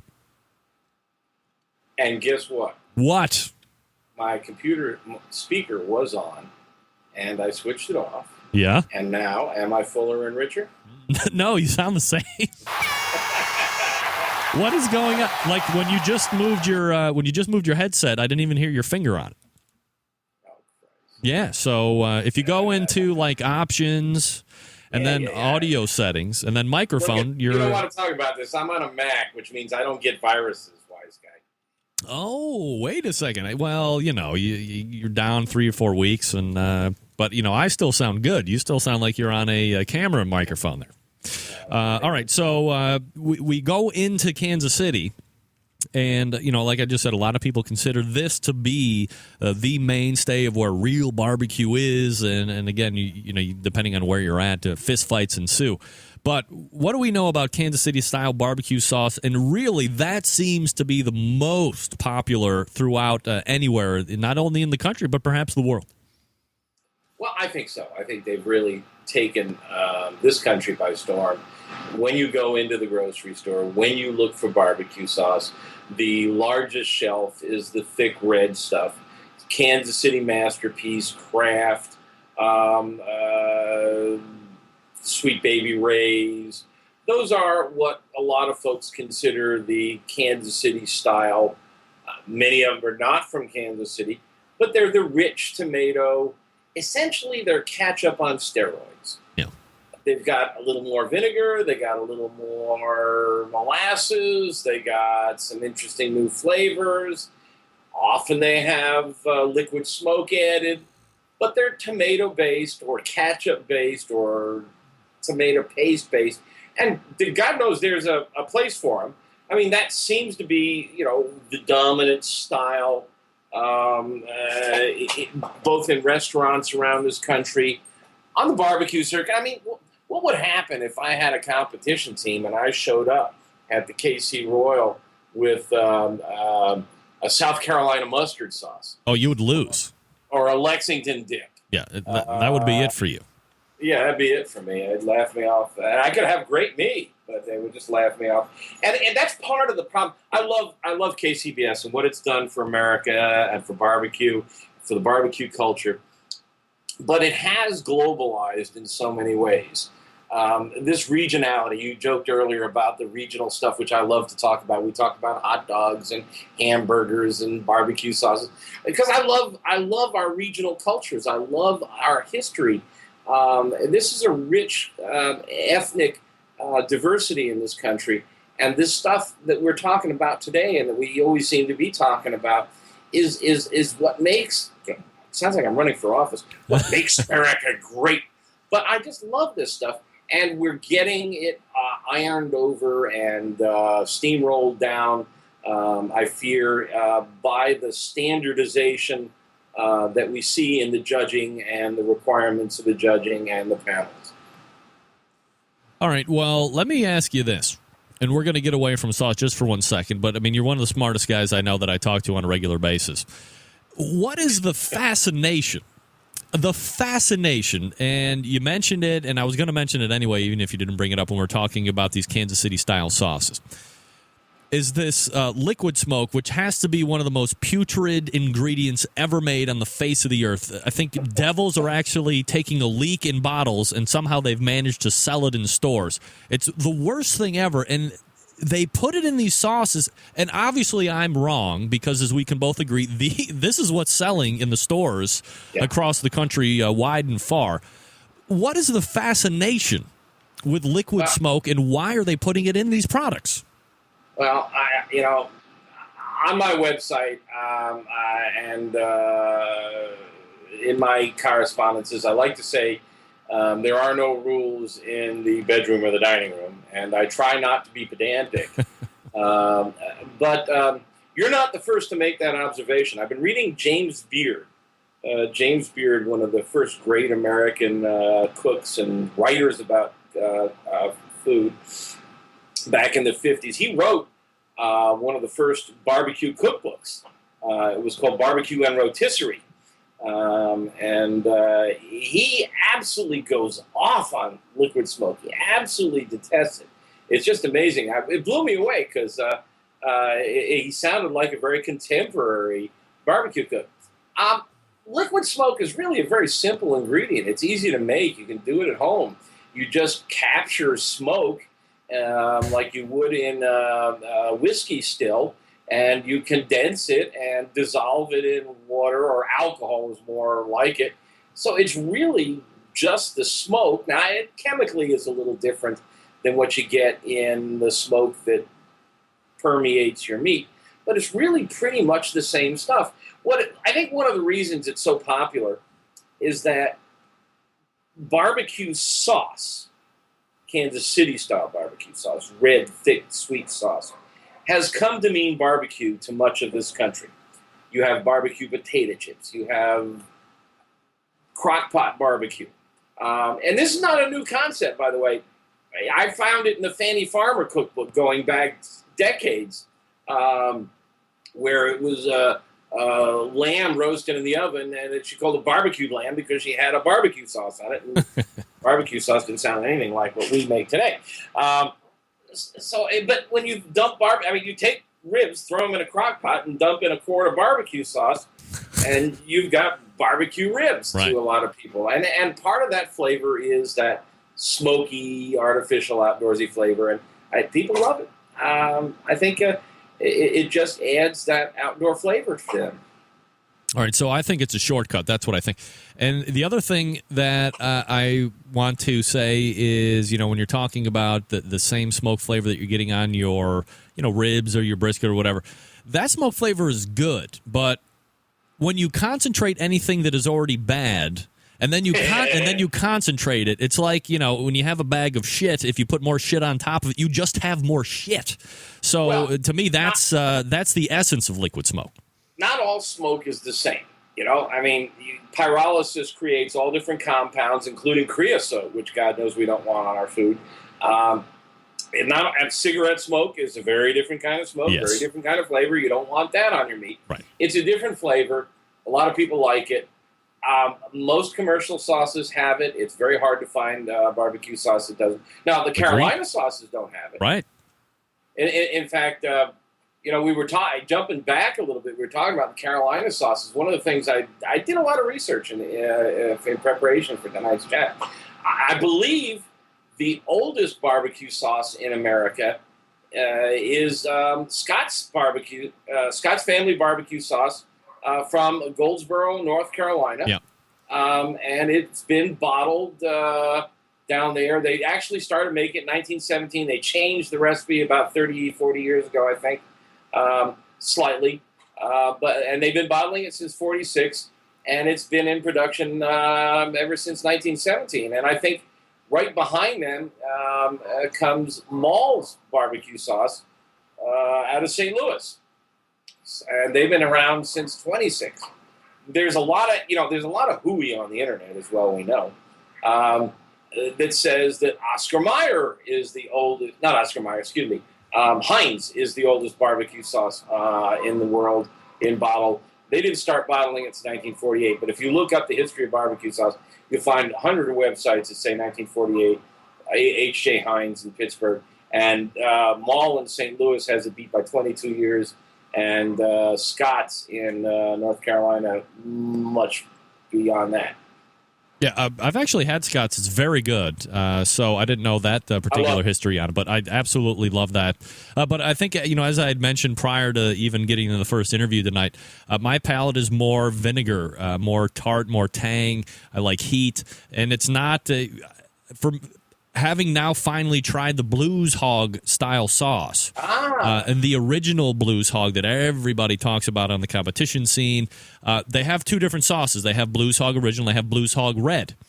The red I fell in love with the minute I tasted it because it's right up my alley. The Blues Hog Original, it's almost, it's you can't work with it like right out of the thing. It's very almost like yes, it's syrup, very thick, and every time I kind of smack my lips together, I wait to hear the crunching of sugar crystals. It's so over the top sweet, and so but the flavors, the spices he's got in there, which are also in his rub. Yeah, his rub has the same flavor. I love that those spices. So I guess. For my palate, I don't see where the success lies with competition barbecue and the Blues Hog, because obviously the majority of people at Wing are out there using it, but that's a different story. Part of it is he's got a lot of corn syrup in his sauce. Yeah. And one of the things corn syrup does, now I don't really want to get into this big argument about corn syrup versus natural sugar. This is just a bunch of hooey. Corn syrup is just as natural as cane sugar. I said I didn't want to get into it. I'm getting into it. Yeah. But he has a lot of corn. One of the things corn syrup does, and if you're out there, guys and gals, making your own barbecue sauces, corn syrup gives it shine. When your ribs come off the grill, they are shiny. You can see your face in them. Yep. And that's what corn syrup does, and Blues Hog has a ton of it. All right, so let's go ahead and try and wrap up Kansas City. We have a few minutes left because there was one other thing that I wanted to mention that has nothing to do with the sauces tonight, but go ahead. A couple other quick sauces I want to. Yep. All right, the other thing about Kansas City is I think everybody listening to this knows this. Because it's so sweet, you can't put it on till the very end. Right. It'll burn up in any kind of heat. Now, at low and slow temps, at 225, it's not going to burn up. But a lot of times it's nice if you put it on near the end and then get it right over high heat and crisp it. The sugar will caramelize. You get a little blackening, and you get it crunchy. It's almost like candy, and that's a nice touch. But you got to be careful about the sugar in it. A couple other quick sauces we got to mention if we're going to do our survey here. Can't go away without talking about Alabama white sauce, Big Bob Gibson's, Chris Lilly. It's mayonnaise based. There are a couple of recipes floating around out there. Years ago, before he let any kind of recipe out there, I sent it to him, and he said, it's too close. Would I mind taking it off the website? Oh. We negotiated, and I left it up there. But I've got a good recipe for it, and it's a lot of fun. It works best on chicken. I don't care for it on ribs and pulled pork, but it's really popular in northern Alabama, and you can't omit it because it's really not only Big Bob Gibson's, but a lot of the other barbecue joints around that area are using it now. And then we got to mention the most esoteric and strangest and smallest regional sauce, and that's Kentucky Black Barbecue Sauce, which is about 50-50 vinegar and Worcestershire. Wow. And they use it mostly on mutton, which is at the base of Kentucky, northern Kentucky, up by Owensboro. And their idea of barbecue is they take mutton and a bunch of other stuff and throw it in a big kettle, and then they put the kettle over an open flame, and that makes it outdoor open flame cooking, and they use this kind of barbecue sauce on. It's really nice sauce, though. Are you a fan of mutton barbecue? Yeah, I like lamb. Oh. No. I mean, are you a fan of that particular style barbecue? I'm getting friendly with it. I like lamb, and it's interesting. I don't know that I've had the best. I hear the best of that type is found at church socials on Sundays after, and I've only had it from the restaurants, and I got to go down there and spend a week and hit church socials. We should also mention fruit sauces, which are not a regional one, but there's a lot of really nice ones out there. God, I'm drawing a blank. There's an outfit in Florida that's turning out some really great raspberry, and I've heard you mention them, so you know them too. The Intensity Academy? Is that them? No. No? No. I'll think of it. And then sweet glazes, which are really kind of like Danny Goldwyn's legendary mustard glazes, mostly sugar with some flavoring. And then there's some novelty sauces. I've had a really interesting chocolate barbecue sauce from a place called Tristan's down in Charleston. It's a fascinating topic, and the subject's wide open. Anybody can have fun with it.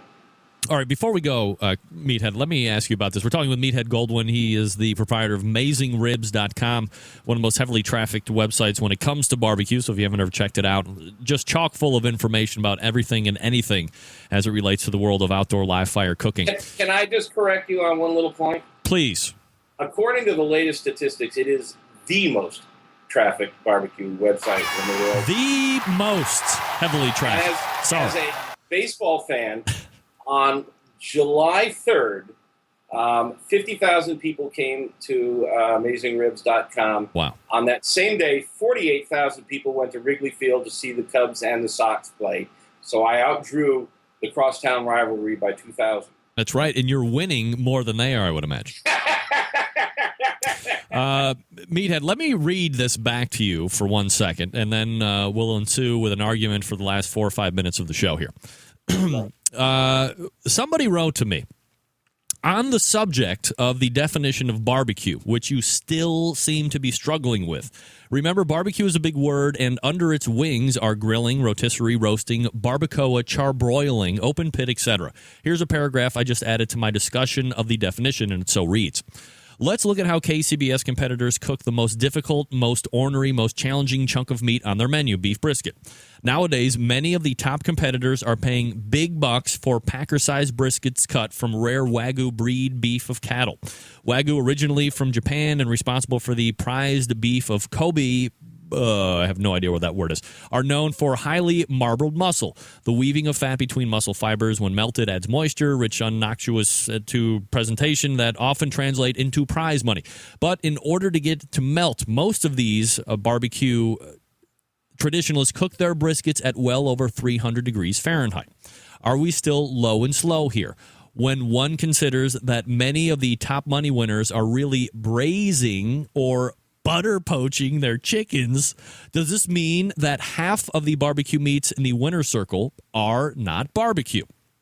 Now, Meathead, there was a guy who once said that barbecue was becoming a place for a world of snobs. Does this not smack of barbecue snobdom? Well, if you can't hear the clucking of a tongue deeply embedded in cheek, then you really need to turn up your earphones. I mean, that was my letter to you, and I was making the point that you're saying that barbecue is low and slow, and I'm telling you that they're cooking their briskets at $350 in order to melt the fat in their $200 Wagyu briskets, and that when it comes to chicken, they're poaching it in butter. It never sees open flame until the very last minute when they try to crisp the skin. So 2 of the 4 meats in the Kansas City Barbecue Championship, Kansas City Barbecue Society Championships don't fit the purest definition of low and slow, large cuts of meat, smoke, indirect, et cetera, et cetera, et cetera. I've been trying to make the argument to you that the definition of barbecue is very broad. And if you accept that, then by all means, the way they're cooking brisket and chicken on the barbecue circuit is barbecue.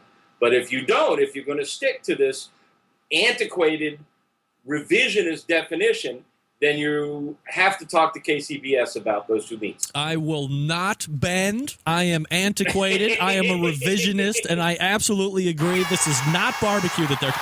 I will actually make the point back to you, Mr. Meathead, that competition barbecue is not barbecue at all. They're not cooking it the way they would eat it. They're not cooking it the way it should be cooked. And it is a microcosm or some type of bastard faction of how it used to be cooked and is now just a vehicle in order to make money. That's what I think. We agree. All right. Well, good. I'm glad we could agree on that. We're talking with Meathead Goldwyn. AmazingRibs.com is the website. Meathead, I always appreciate the conversation, and we'll do it again next month. Thanks so much. Greg, it's always a pleasure. All right, take care. There he is, Meathead. It's good that we can end just like that in agreement. I love to agree. Let's see if I can get out of here in 40 seconds. Thanks to Meathead for joining me for the last hour. AmazingRibs.com talking about regional barbecue sauce. First hour, we had Michael D. from CharBQ, CharBQ.com. Check it out. Also, we had Dave Bouska from Butcher Barbecue talking about extreme home makeover. We're loaded out next week already, so be sure to stay tuned for that. Wanted to help you control the rusty grill grate population. Please season your cast iron grill grates after every season, every use. Till next Tuesday at 9 p.m. Eastern Standard Time, this is your program host and proud U.S. American, Greg Rempe. Good night now.